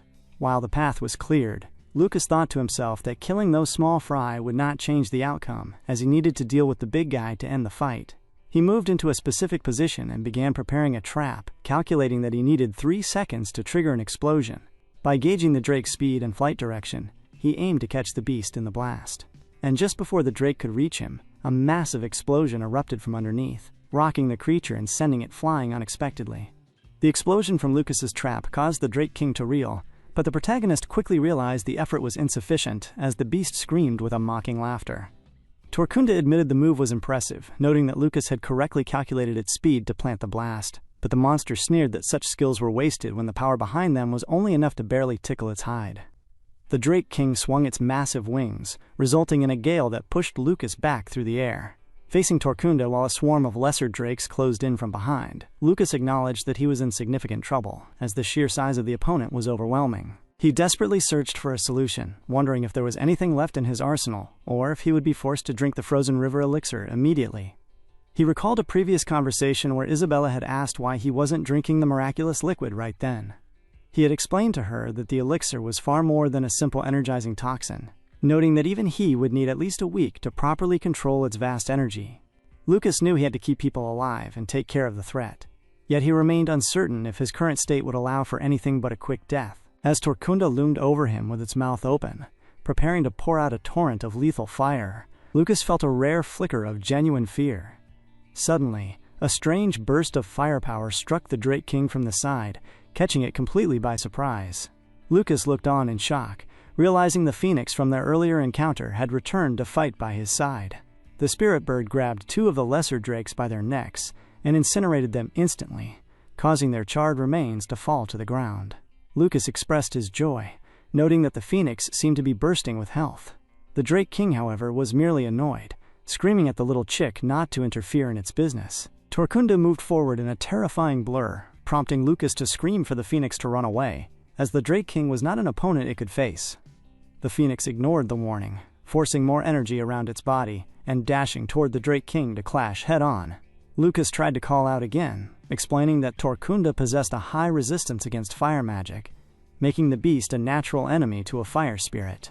He pleaded with the phoenix to listen, but as he looked into its eyes, he saw a resolve so fierce it silenced him. He realized that the phoenix had known about the attribute disadvantage from the very beginning, but had come to save him anyway.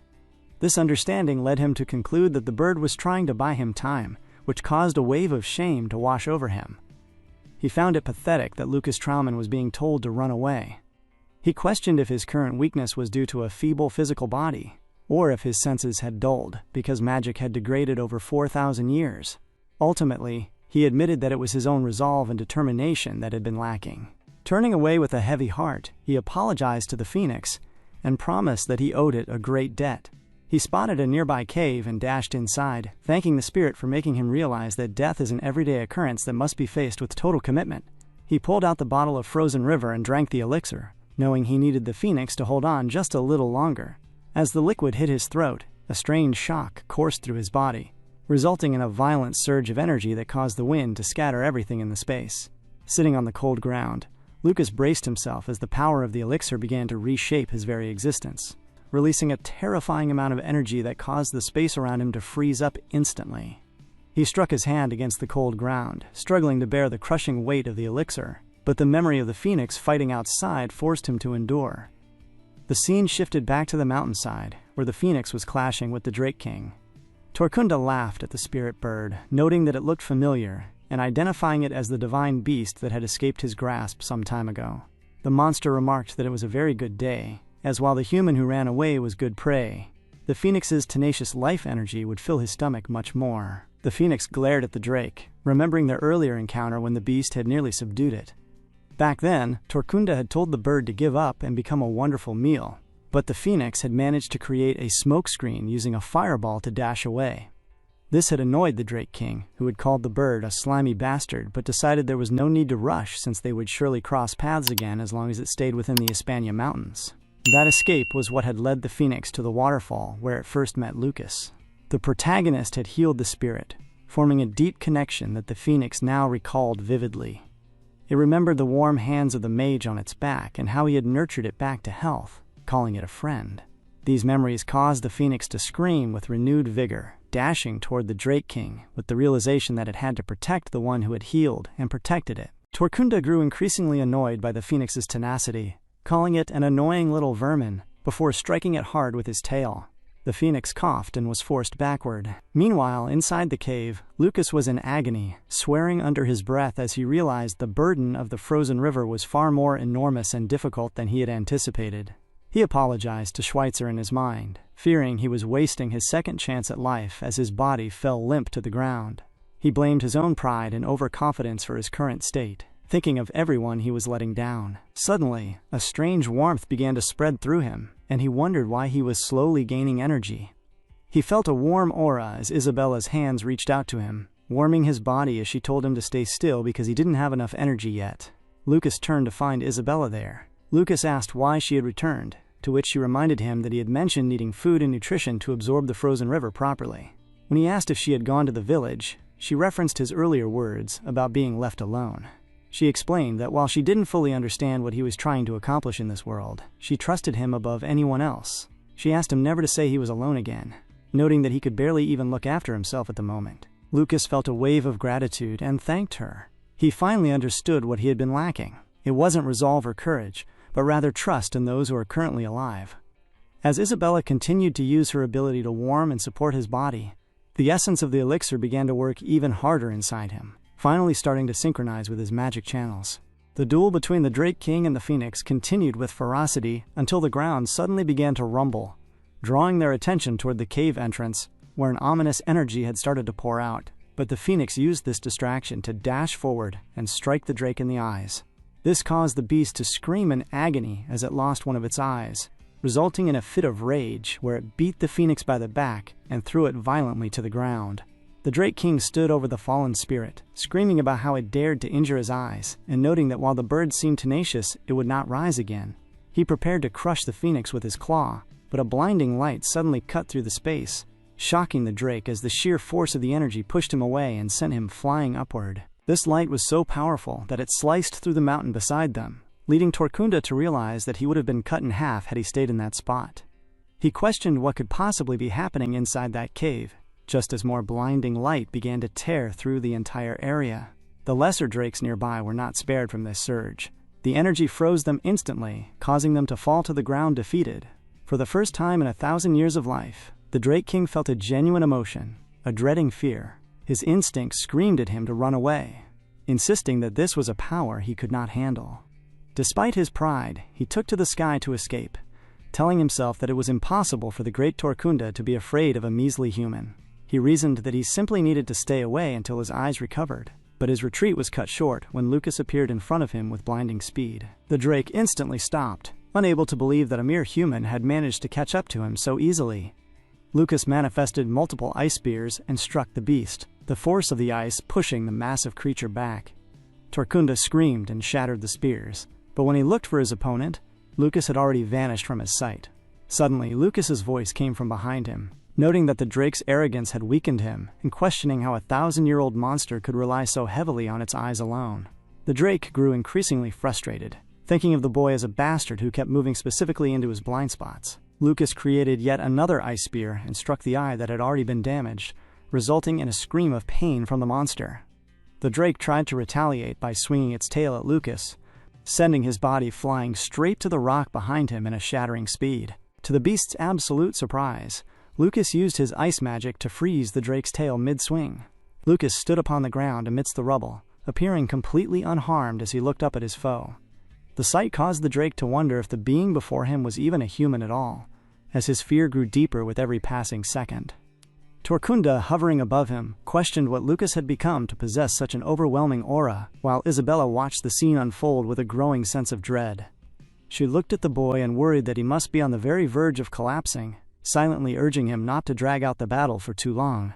In response to the threat, Lucas prepared a gigantic ice spear that loomed in front of the Drake, radiating a chilling intensity. Torkunda, seeing the scale of the construct, assumed it was his opponent's greatest attack, and decided to finalize the duel right then and there. The Drake King noted that while he didn't know how the human had become so much stronger, his fire breath had already defeated a phoenix, so a mere magician of the ice attribute stood no chance against him. Torkunda unleashed his fire, declaring that the human was dead meat, while Lucas dropped the massive ice spear at the same moment. This resulted in a violent collision between the elements that sent a huge shockwave through the space. Isabella observed the unbelievable scene from a corner, noting that the clash was quickening the entirety of the Hispania Mountains, even as the entire space shook under the pressure. However, the Drake suddenly added more power to his breath, causing the ice to be pushed back toward the earth. Isabella grew frantic, thinking that Lucas was slowly losing ground and despairing. The Drake continued to push his fire with absolute confidence, and while Isabella was shocked by her own helplessness, she suddenly realized that she could no longer see Frey standing where he should have been. Torkunda had no idea that Lucas was missing and laughed, declaring the fight over as he mocked the boy for being a measly bug who could never rival the great Torkunda. Much to Isabella's shock, the Drake's head was suddenly slit in an instant. Lucas appeared behind the beast, having conjured a massive ice scythe that he used to cut the Drake's head clean off, while the monster was distracted by his own breath. The Drake King's head and body fell heavily to the ground, leaving Isabella stunned by the swift conclusion. She moved toward the remains of Torkunda, finding it unbelievable that the youth had actually killed a 1,000-year-old monster, while not even in his perfect form. She wondered just how powerful Lucas Trauman must have been in his prime if he could accomplish this now. Once the battle settled, the exhaustion took its toll, and Lucas fell from the sky, heading straight for the ground. Isabella dashed toward him and caught him before he hit, expressing her concern as she noted his entire body was frozen solid and felt incredibly cold. Lucas looked at her and insisted that she take him to the Phoenix immediately. Isabella called him incredible for defeating the Drake King so easily as she carried him toward the fallen spirit bird, but Lucas corrected her by saying the monster was actually lacking in battle experience. He explained that despite being over 1,000 years old, there was a vast difference between slaughtering humans and fighting a proper duel. He mentioned that fighting powerful opponents required both strength and tactics, revealing that he had made the Drake believe he was committing all his strength to a decisive attack. In reality, he had used 80% of his mana for the ice spear as a distraction, and reserved the remaining 20% to move behind Torkunda with the scythe. Isabella was shocked, finding the use of such an enormous spear as a mere feint to be incredibly insightful. They finally landed where the phoenix lay defeated, and Isabella began to cry, believing the bird had already breathed its last. Lucas placed his hand on the phoenix and told the spirit that it had saved his life, beginning to levitate the bird toward the heart of the dead Drake King. Isabella realized that the flame energy within Torkunda's heart was still active and was being absorbed into the phoenix.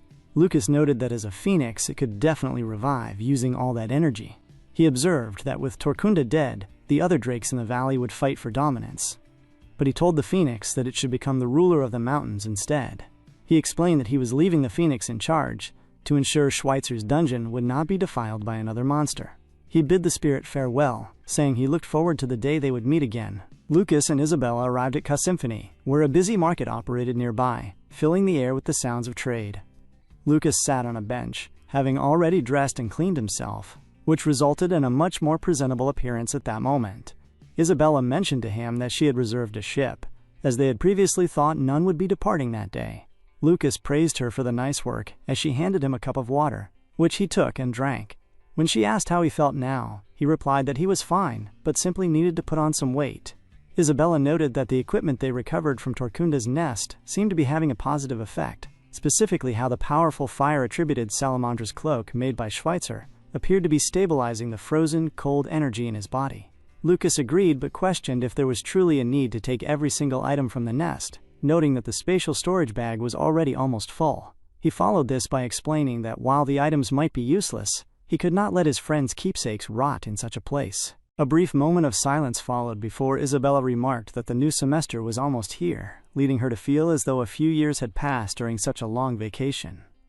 Lucas pointed out that they had only been in Hispaniola for a week. Isabella then asked what he thought about going to Peruan's house, and when Lucas questioned the idea, she explained that it was in the area and they would have to stay there for the day regardless, resulting in their arrival at the entrance of the Jun house. Both Lucas and Isabella were stunned by the sheer size of the estate. The guards asked them to state their business, to which Lucas asked if Peruan was there. The guard was visibly stunned by the informal way he spoke and asked who he was. Lucas initially said he was a friend, causing the guard to ask for his name.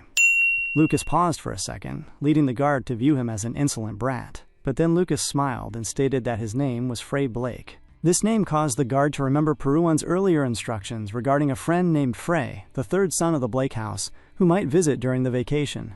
Peruan had ordered that if he arrived, he should be treated with the utmost respect and courtesy. Hearing the name Frey caused a huge weight of pressure to hit the guard immediately. While he had just looked at Lucas as a little brat, he now wondered if this was the young master's only friend. Just then, it was announced that the young lady had returned, and a carriage parked in front of Lucas and Isabella. The door opened, and Lady Lilia walked out, looking elegantly in front of everyone as she asked what the matter was.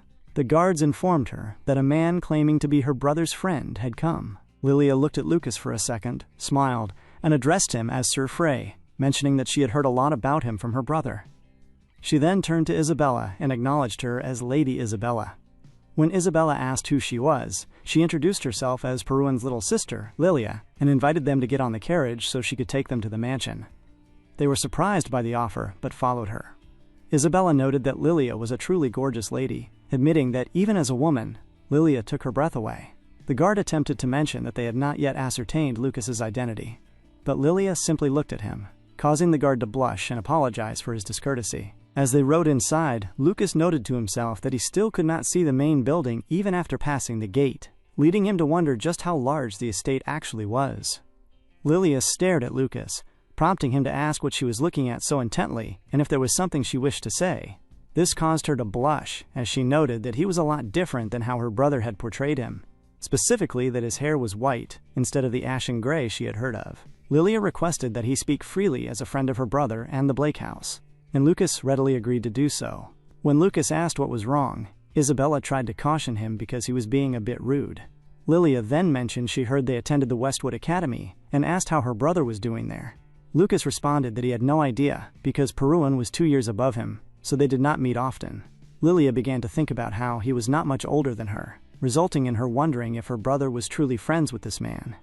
They finally arrived at the Jun house, where Peruan stood waiting with a look of genuine happiness. He welcomed Lucas, mentioning that he was late and that he had been waiting for his arrival. Holding Lucas gently by the arm, Peruan asked if he had finished dealing with his business, to which Lucas replied that he had done so more or less.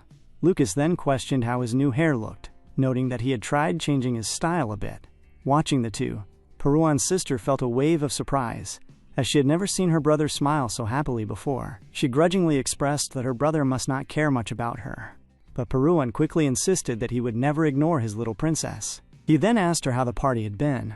She walked off, telling them to simply have a good time, and though Peruan called out to her, she did not answer. Peruan noted that this was a bad turn of events, remarking that while his sister often got mad, the reason was always a mystery. Lucas countered that, in his opinion, The way Peruan called his sister a princess without any hesitation was an even greater mystery. Peruan then mentioned that he had not expected Lucas's destination to be the mountains of hell, leading Lucas to ask how he knew that since he had not mentioned it before. Peruan reminded him that he had saved his fiancée in those mountains, a comment that surprised Lucas until Isabella clarified that he was referring to Lady Sonia. Lucas noted that it seemed Sonia had arrived home safely. Peruan exhaled and described how Sonia was still training her sword skills relentlessly every day, calling her an incredibly hard worker who well deserved the title of Rainstorm at such a young age. Lucas joked that she was far too good for Peruan, resulting in Peruan calling him an asshole in return. Lucas then asked where they were headed, and Peruan explained that it was a family rule for all guests to greet the family head first. They arrived at the entrance to the dining room, where the table was already set with an abundance of food, and the meal had already begun. Shepherd Jun, the leader of the Jun house, welcomed them and asked how Count Blake was doing.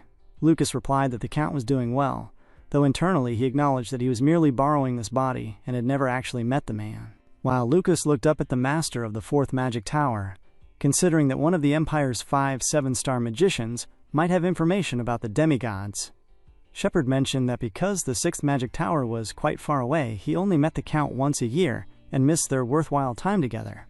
Lucas said he understood, but his focus was drawn to the magic tattoo on Shepherd's face, which he recognized as Schweitzer's work. Shepherd expressed his heartfelt gratitude for Lucas helping his son and saving his fiancée, though Lucas insisted he was unworthy of such thanks. Shepherd then asked what business Lucas had in the mountains of hell. Lucas explained that he had some personal matters to attend to, and when pressed he stated that it was a trivial thing, undeserving of the great mage's attention. Shepherd laughed and turned to Peruan, asking how the banquet preparations were progressing. Peruan confirmed everything was on schedule, leading Shepherd to state that many important guests would attend, and that Peruan would personally supervise the event as practice for his future. Peruan's brother sat nearby, looking bored by the conversation, but Shepherd then turned back to Lucas. He addressed him as Frey and mentioned a magic he had been researching personally, expressing a desire to hear a new point of view from a mage of the younger generation. Lucas said he was unsure if his abilities could be of help, but Shepherd insisted there was no need to feel pressured. As the other brothers stood up to leave, Peruan told Frey that he would be waiting in the banquet hall and wished him luck. Lucas told him the same, and then instructed Isabella to go and help Peruan instead of staying with him, leaving the room empty except for Shepherd Jun and Lucas.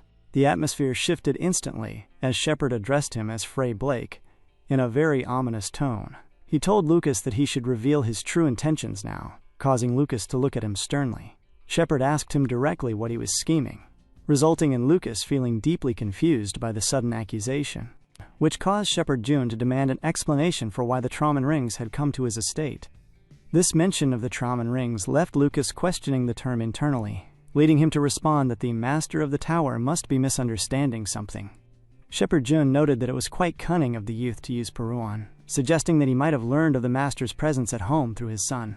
He continued by accusing the young man of arrogance for openly wearing those earrings in his presence, as if they were nothing. Lucas realized the man was referring to the typhoon earrings he was currently wearing, resulting in him touching the jewelry while wondering if the Trauman rings referred to the club Peruan led at the academy. He informed his host that he did not understand the accusation, explaining that he had obtained the earrings himself within the Hispania Mountains. This led Shepherd Jun to ask if he was not a part of the Trauman rings, to which Lucas replied that while Peruan had invited him to join the club once, he had refused because he disliked being chained down to a group. The response was quite surprising to Shepherd Jun, who stood up in a sudden rage to clarify that he was not speaking of his son's school club, but about something else entirely. He paused, looking intently at Lucas before sitting back down and concluding that the boy must simply be a wanderer. He noted that he had clearly misunderstood the situation and told Lucas that he could let down his guard. Lucas countered that he would do so only if the master did the same first, leading the man to remark on his pride and ask if he knew where he was standing. Lucas simply identified the place as his friend's house, insisting that he had come only to visit Peruan and had not given a single thought to meeting the master of the tower. Shepherd Jun exhaled and admitted that while he did not fully trust the youth yet, he would attempt to change his opinion of him. However, he insisted on knowing more about the boy's background, stating that as long as he wore those earrings, he had to be considered one of them. He then asked Lucas who he thought was the true master of the continent. Lucas listened as Shepherd Jun explained that while the Cascao Empire might be the greatest nation founded by humans, it barely covered 1/10 of the continent's size.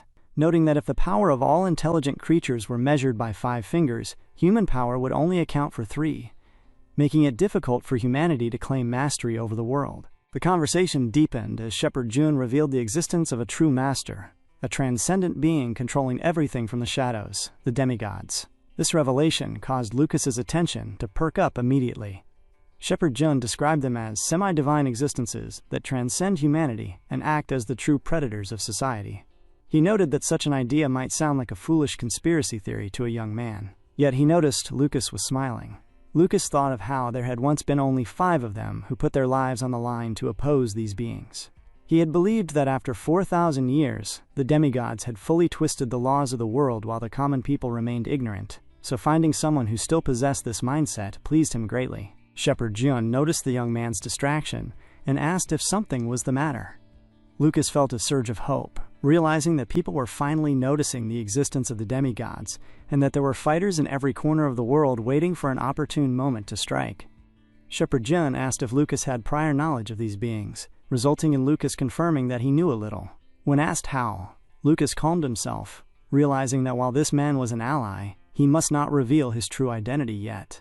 He instead claimed that he had read Schweitzer's notes when he obtained the earrings. Shepherd Jun was taken aback by the mention of Schweitzer's notes, but noticed that Lucas seemed to want more information. He shared that the information his group had about the demigods was scarce, and that their ultimate goals and numbers remained unknown. He noted that while they did not know why these beings acted from the shadows, they were certain that the demigods were powerful enough to wipe every species off the face of the world on a whim.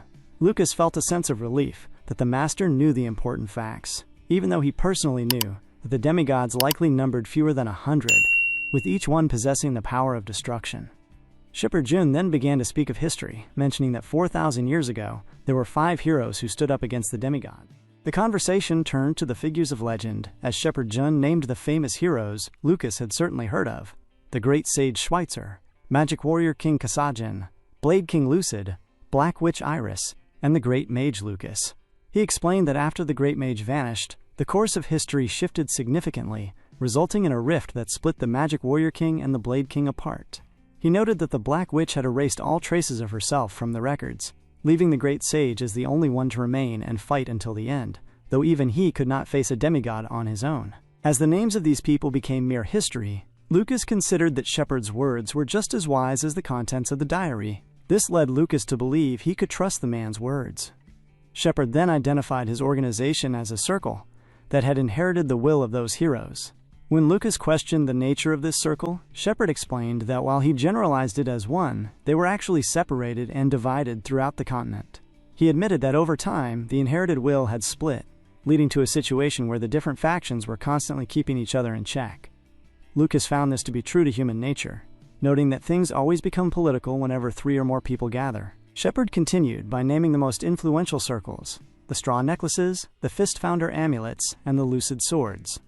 Lucas realized these groups were using the names of his old companions, prompting him to wonder why Kasajin's name or his own were not among them.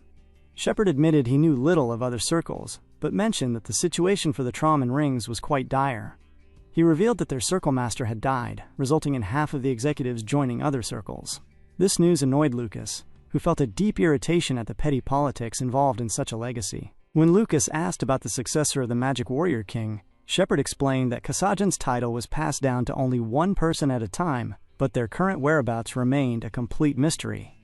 Lucas then asked if the circle was related to the Academy Club, leading Shepherd to clarify that the club was merely something young students created on a whim. He mentioned that while they occasionally recruited geniuses from the Academy, the students remained ignorant of the true circle's existence. Shepherd poured a glass of red wine and noted that it was actually better for their safety if other organizations shared their name, as it kept the true circle better hidden from the demigod's eyes and ears. As Lucas took the offered glass, he realized that their current conversation might already be reaching the ears of a demigod, acknowledging the truth in Shepherd's caution. Shepherd then explained that he had tested Lucas because he had arrived wearing a relic, the Typhoon Earring. He confessed that he initially thought Lucas was a dedicated member of the Traum Rings who had come to declare war.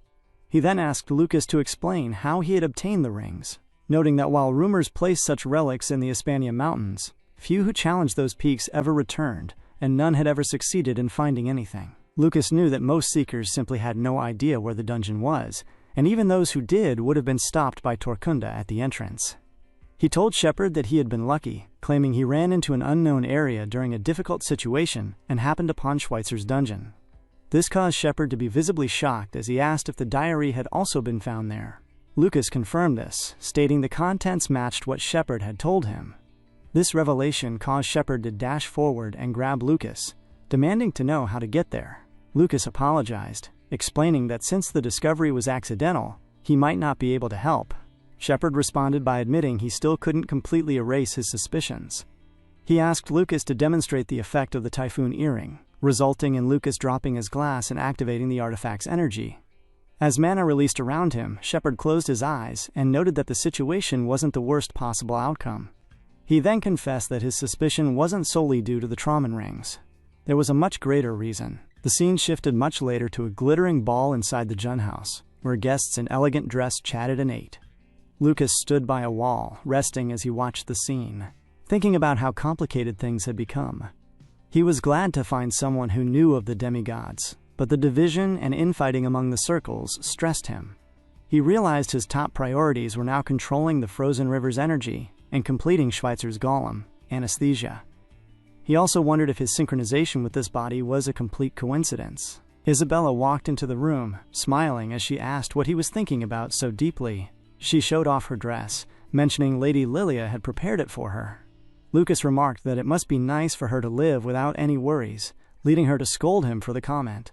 Lucas paid her no mind, his thoughts returning to the chilling revelation Shepard had shared before the ball.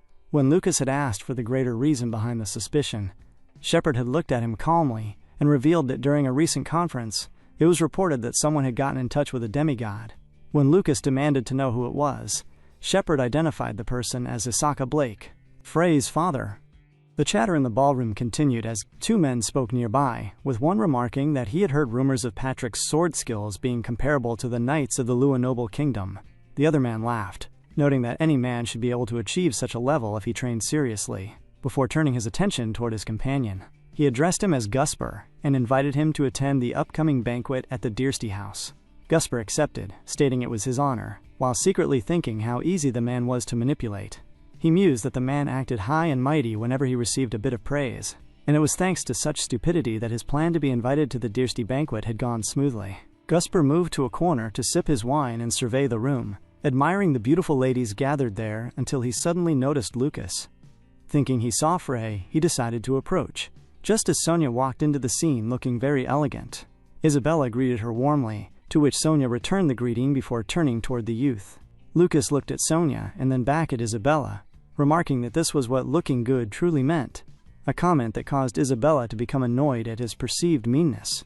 While the two argued, Sonia felt a bit uncomfortable until Lucas asked if she had something to say. She looked away and said no, her blushing face causing both Lucas and Isabella to feel a bit confused. Lucas then asked if she was thirsty and offered her his drink, noting he had only taken a sip, which led Isabella to think about how incredibly dense he was. The conversation was interrupted by Gusper, who expressed his surprise at seeing Frey in such a prestigious place. Isabella asked if he was an acquaintance, and Lucas considered for a moment if this was someone Frey knew. Gusper quickly called him the trash of the Blake house, and Lucas instantly tagged him a bum, not worth his time. Gusper continued his insults, suggesting that Lucas had only managed to attend the banquet through the Blake house's connections, despite being trash. He thought to himself about how hard he had worked as a countryside aristocrat to get an invitation, and felt that Lucas did not belong in a battlefield dedicated to noble information exchange. He even noted that Lucas had entered the Westroad Academy through connections, a place he himself could not enter. Lucas told the man to get lost, stating he would not repeat himself, though Isabella pointed out that he had technically already repeated it.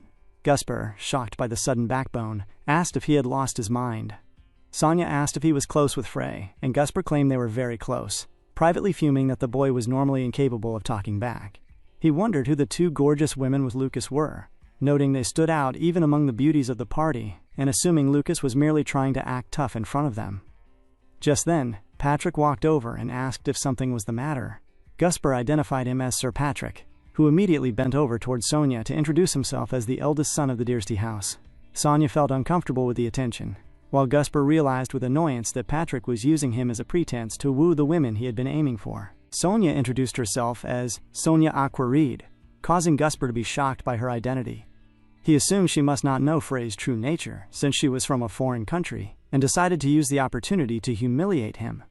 He apologized for not recognizing Lord Peruan's fiancée, but Sonia turned to Lucas and insisted the matter was not set in stone. When Lucas asked why she was telling him that, Isabella's annoyance piqued at his continued density. Gusper stated that while he admired Sonia's consideration in greeting guests, Frey Blake was not worthy of her attention. This caused the entire space to grow quiet. Patrick added that he knew Frey's siblings well, mentioning that Michelle and Heinz were both wizards, and that Michelle had recently become a floor master. When Lucas asked why that mattered, Patrick said he could fully understand why Count Isaka had banished him, as he could not believe they shared the same blood. Isabella screamed in defense of Lucas, stating that no one at the banquet could even reach his ankles in terms of skill and demanding an apology. Patrick found the idea of the eldest son of the Diersty house apologizing to Frey to be a joke. He suggested the real apology should come from whoever invited such an unworthy man to the party, leading the surrounding crowd to break into laughter. Suddenly, Peruan walked into the scene and remarked that he seemed to have offended them, a statement that caused everyone to pause in shock at his sudden entrance. And he declared that he was the one who had invited the guest they were disparaging. This revelation caused Guspar to freeze in shock, leading Peruan to remark that it seemed he was not the one they were expecting to see. Peruan directed a cold apology towards Sir Patrick, noting that he had not been aware that he required the permission of the Diersty house to invite a personal friend of his own. Sir Patrick stammered in response, insisting that was not the case. With a mockingly polite tone, Peruan added that, as part of his apology, everyone should praise the most valuable guest among all the invitees at the party. Sir Patrick began to cry, pleading for the Lord to forgive him, but Peruan simply told him there was no need to be so nervous, and encouraged him to enjoy the party. He reminded the men that the house was his, and they were merely guests. But as he grabbed Guspar's shoulder, he whispered that if this were not a party, the man would be dead by now. This threat caused the men to run off like rats, offering desperate apologies for the disturbance as they vanished. Peruan waved them off, leading Lucas to comment that the young master was much more vicious than he had originally thought. Peruan claimed he was merely imitating Lucas, resulting in Lucas defending himself by stating he was actually super gentle and kind.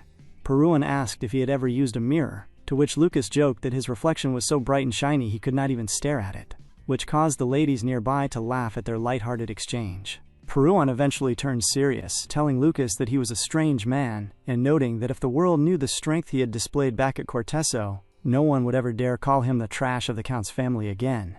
Lucas responded that a man should not go around showing off in such a way. Peruan then asked what had been discussed with his father, and Lucas explained that Shepherd June had been suspicious of him being part of the Traum Rings. When Peruan asked if Lucas had any intention of joining his club now, Lucas refused immediately. His mind drifted back to the private conversation with Shepherd Jun, specifically the reason the master had cleared his suspicions. It was not just because Lucas could utilize the Typhoon earrings, but because someone else had guaranteed his identity, Haynes Blake. Shepherd had revealed that Lucas's second brother was a member of the Straw Necklaces, and was well aware of what the family had done to him. He mentioned that Haynes was different from Count Isaka and Michelle, and that he had only agreed to the banishment for a different reason.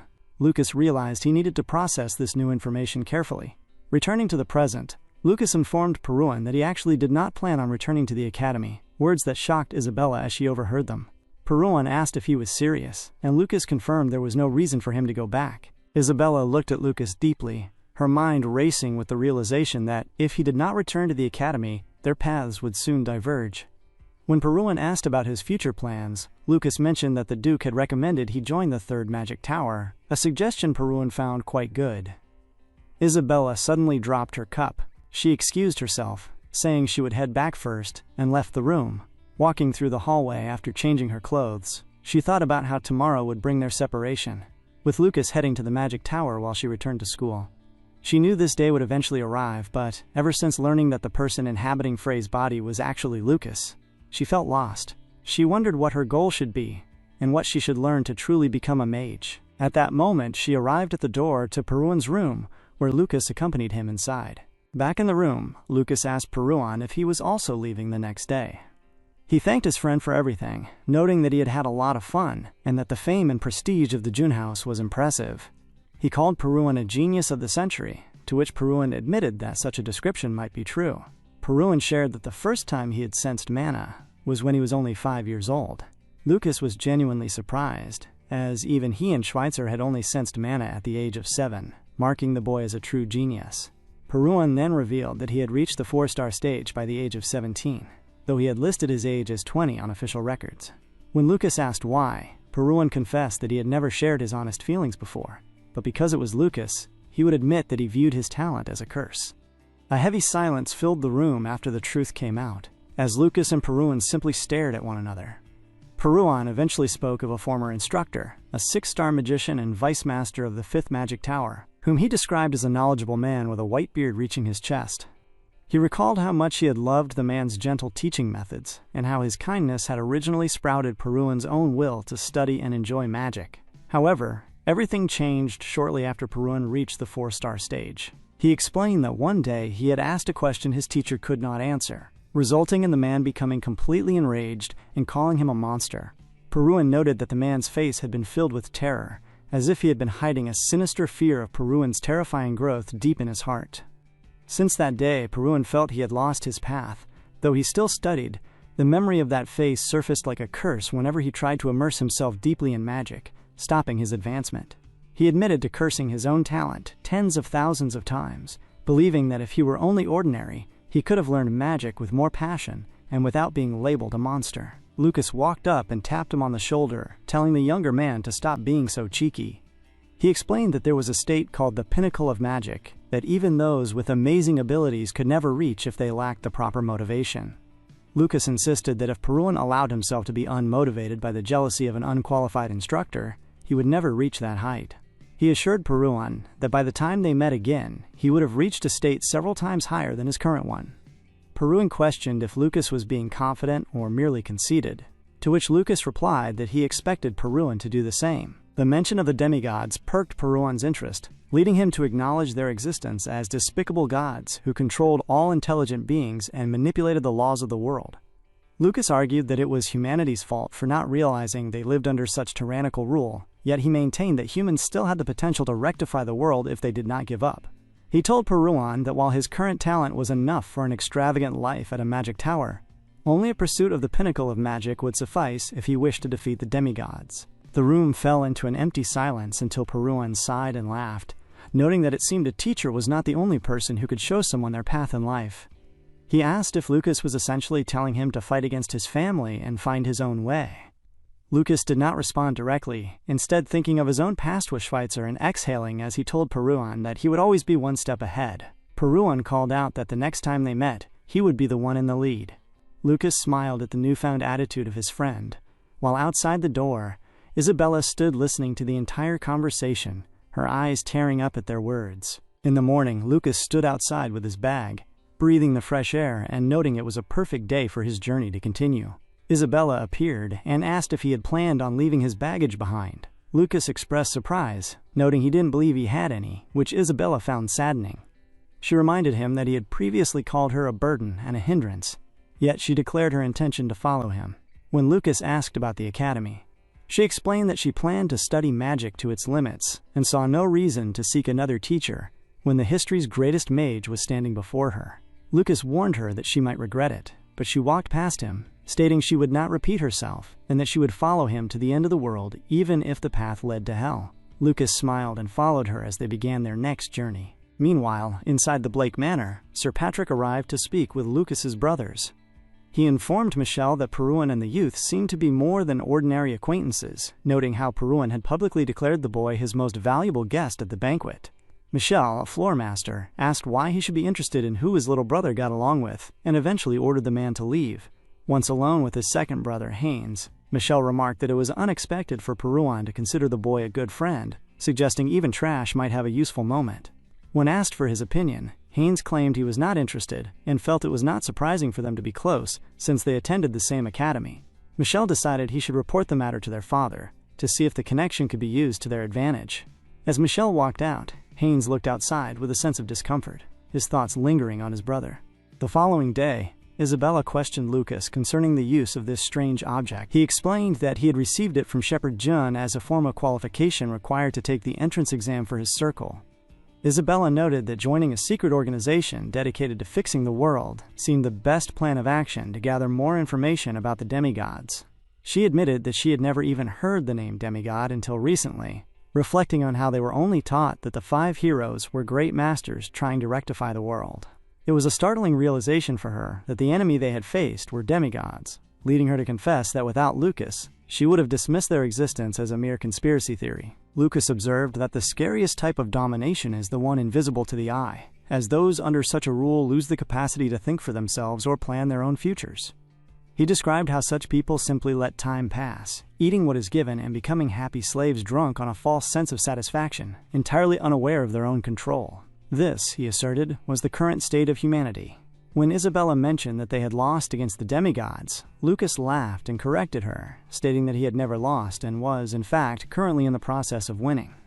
Isabella offered an apology for her mistake as they finally arrived at the Magic Tower. Isabella was immediately shocked by the sheer size of the structure. Lucas looked upward, noting to himself that he had half a year before he could join the Circle, a time he intended to use to stabilize the frozen river's energy and regain his original strength. A sense of nostalgia washed over him as he recalled how he had once immersed himself in magic studies in such a space with his former companions. Their attention was soon drawn to a group of dark elves walking behind them, resulting in Isabella questioning why Lucas seemed so surprised. She explained that elves and dwarves were species now free to travel among human countries. Lucas realized he had read something similar at the academy, but found seeing them in person quite surprising, noting that such a thing never could have happened 4,000 years ago. He recalled that the elves had managed to nullify the entire jungle in the far north as their territory. One of the elves looked at Lucas as they passed, and he returned the gaze calmly. Inside the tower, the space was filled with people engaged in both mana-based martial arts and normal magic training. Isabella spent time meditating on the floor, practicing a battling technique she had learned from Lucas. Upon finishing, she felt she had finally grown used to the movements. Her attention turned to Lucas, who appeared to be dancing in the middle of the training area. A bystander asked if he was her friend, mentioning the many rumors roaming the tower about the odd person who performed a weird dance all day and stayed in the library all night. Isabella laughed, acknowledging that his movements did indeed look bizarre at first glance. However, now that she was familiar with the battling technique and could read the flow of ki, she saw something incredible. She realized that the moves hidden within his dance were astonishingly high-level martial arts. He attacked at speeds the naked eye could not follow before returning to his initial position, creating the illusion of a heavy, flowing dance. While the other man remained confused, a loud thud came from the corner as a man fell to the ground and yielded to an elf he was fighting. The elf called the human weak, prompting a female elf behind him to scold him for being disrespectful to someone who had admitted defeat. She questioned if this was the warrior attitude he had been bragging about, addressing him as Liamson. Liamson apologized to his master and helped the man up, but his attention was suddenly pulled toward Lucas. Isabella recognized him as the dark elf who had been at the front of the group outside. Liamson walked toward Lucas and asked if he was a magic warrior. Lucas paused and identified himself as a magician. This claim shocked the elf, who couldn't believe those were the movements of a mage. He addressed him simply as human, but Lucas corrected him, instructing the elf to call him Frey. The elf introduced himself as Liamson and, driven by a sudden urge to test what he had seen, asked Lucas to fight him. Lucas expressed a flicker of surprise upon hearing the challenge, leading the dark elf to clarify that he did not mean a lethal fight. The lady behind him quickly provided the correct term, suggesting a spar, which Liamson eagerly adopted. Their master then appeared before Lucas, introducing herself as Camille, and noting the presence of both him and the cute lady by his side. Isabella politely identified herself as Isabella Trisnine. Camille offered an apology for disturbing their training, insisting that Lucas need not pay any attention to the moron's words. This sparked a brief argument as Liamson protested the title, resulting in Liamson begging her to stop embarrassing him. Watching the exchange, Isabella noted that she had never heard the Elven language before, yet Lucas suddenly surprised everyone by responding in fluent Elvish. He mentioned that he did not mind and was always available for a spar. Liamson was stunned that a human could speak his tongue and smiled, remarking that Lucas was an interesting person. Lucas returned the sentiment, noting it was equally interesting to find an elf who was learning human magic. Liamson laughed, observing that Lucas spoke with the weight and tone of the clan elders. As the two prepared, a murmur ran through the onlookers, with some wondering if the dark elf was simply there to bully the humans. Liamson took a stance that radiated the energy of a nocturnal predator, appearing like a beast ready to pounce. Lucas observed the unique and elaborate movements inherent to dark elves, but in an instant, Liamson dashed forward and struck with his feet. Lucas swerved to dodge the attack swiftly, resulting in a look of surprise from the elf. Liamson continued his assault, parrying and launching a barrage of kicks, but Lucas evaded every single one. He recognized the soundless shadow steps and knew the key to those movements lay in the placement of the feet. Despite Liamson's increasing speed, Lucas began to dodge with even greater ease, eventually using his magic to thrust the elf straight toward the ground. Liamson tumbled but caught himself before falling, leading Lucas to remark that he moved like a wild animal. Liamson smiled at the praise and screamed with excitement before dashing back into the fray. The clash became incredibly heated, leaving the surrounding mages shocked by the ridiculous speed of the combatants. They questioned who this white-haired human was, seeing him stand on equal footing with Liamson, the next leader of his people. Both fighters used their knees and legs to strike with such force that they were thrown backward by the impact, landing on the ground huffing and puffing heavily.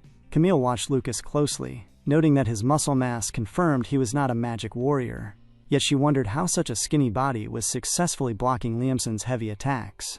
She recognized the unbelievably precise use of mana Lucas exhibited, causing her to marvel at who this 20-year-old truly was. Finally, Camille shouted for them to stop, stating that sparring further was meaningless. Liamson smiled and praised Lucas's incredible movements, to which Lucas replied that the same applied to him. Lucas noted that if they had been fighting in the wild at night, he likely would have been overpowered, and he observed that Liamson did not seem used to hand-to-hand combat. Liamson began to laugh at the observation, and asked how long Lucas planned to stay at the tower. Lucas replied that he might stay for half a year, while Isabella gave him a rag to clean his face. Liamson found this to be great news. Camille admitted that Lucas's skills were impressive for a human, but her gaze suddenly locked onto his earring. She stopped mid-sentence, leading Lucas to ask why she had cut herself off. She shifted the topic, asking why he had come to the third magic tower specifically. Lucas explained that he wanted to brew a certain elixir and had chosen this tower for its specialized books. Camille noted that this explained why he shut himself in the library every night. The crowd continued to whisper, realizing that the man they had dismissed as a weird dancer was casually chatting with the leader of the Dark Elves. Lucas paid the onlookers no mind but confessed to Camille that the tower might have been the wrong choice, as he had not found the information he needed even after going through all the books. Camille then pointed out that the public library only contained grade 3 books, and suggested he look into the magic books. She explained that to read grade 1 magic books, he would need to pass a specific exam and receive recognition from the third-floor masters. When Lucas asked when he could take such a test, Camille smiled and informed him that he could do so as early as tomorrow. Did you like it? Did you like that? Which part?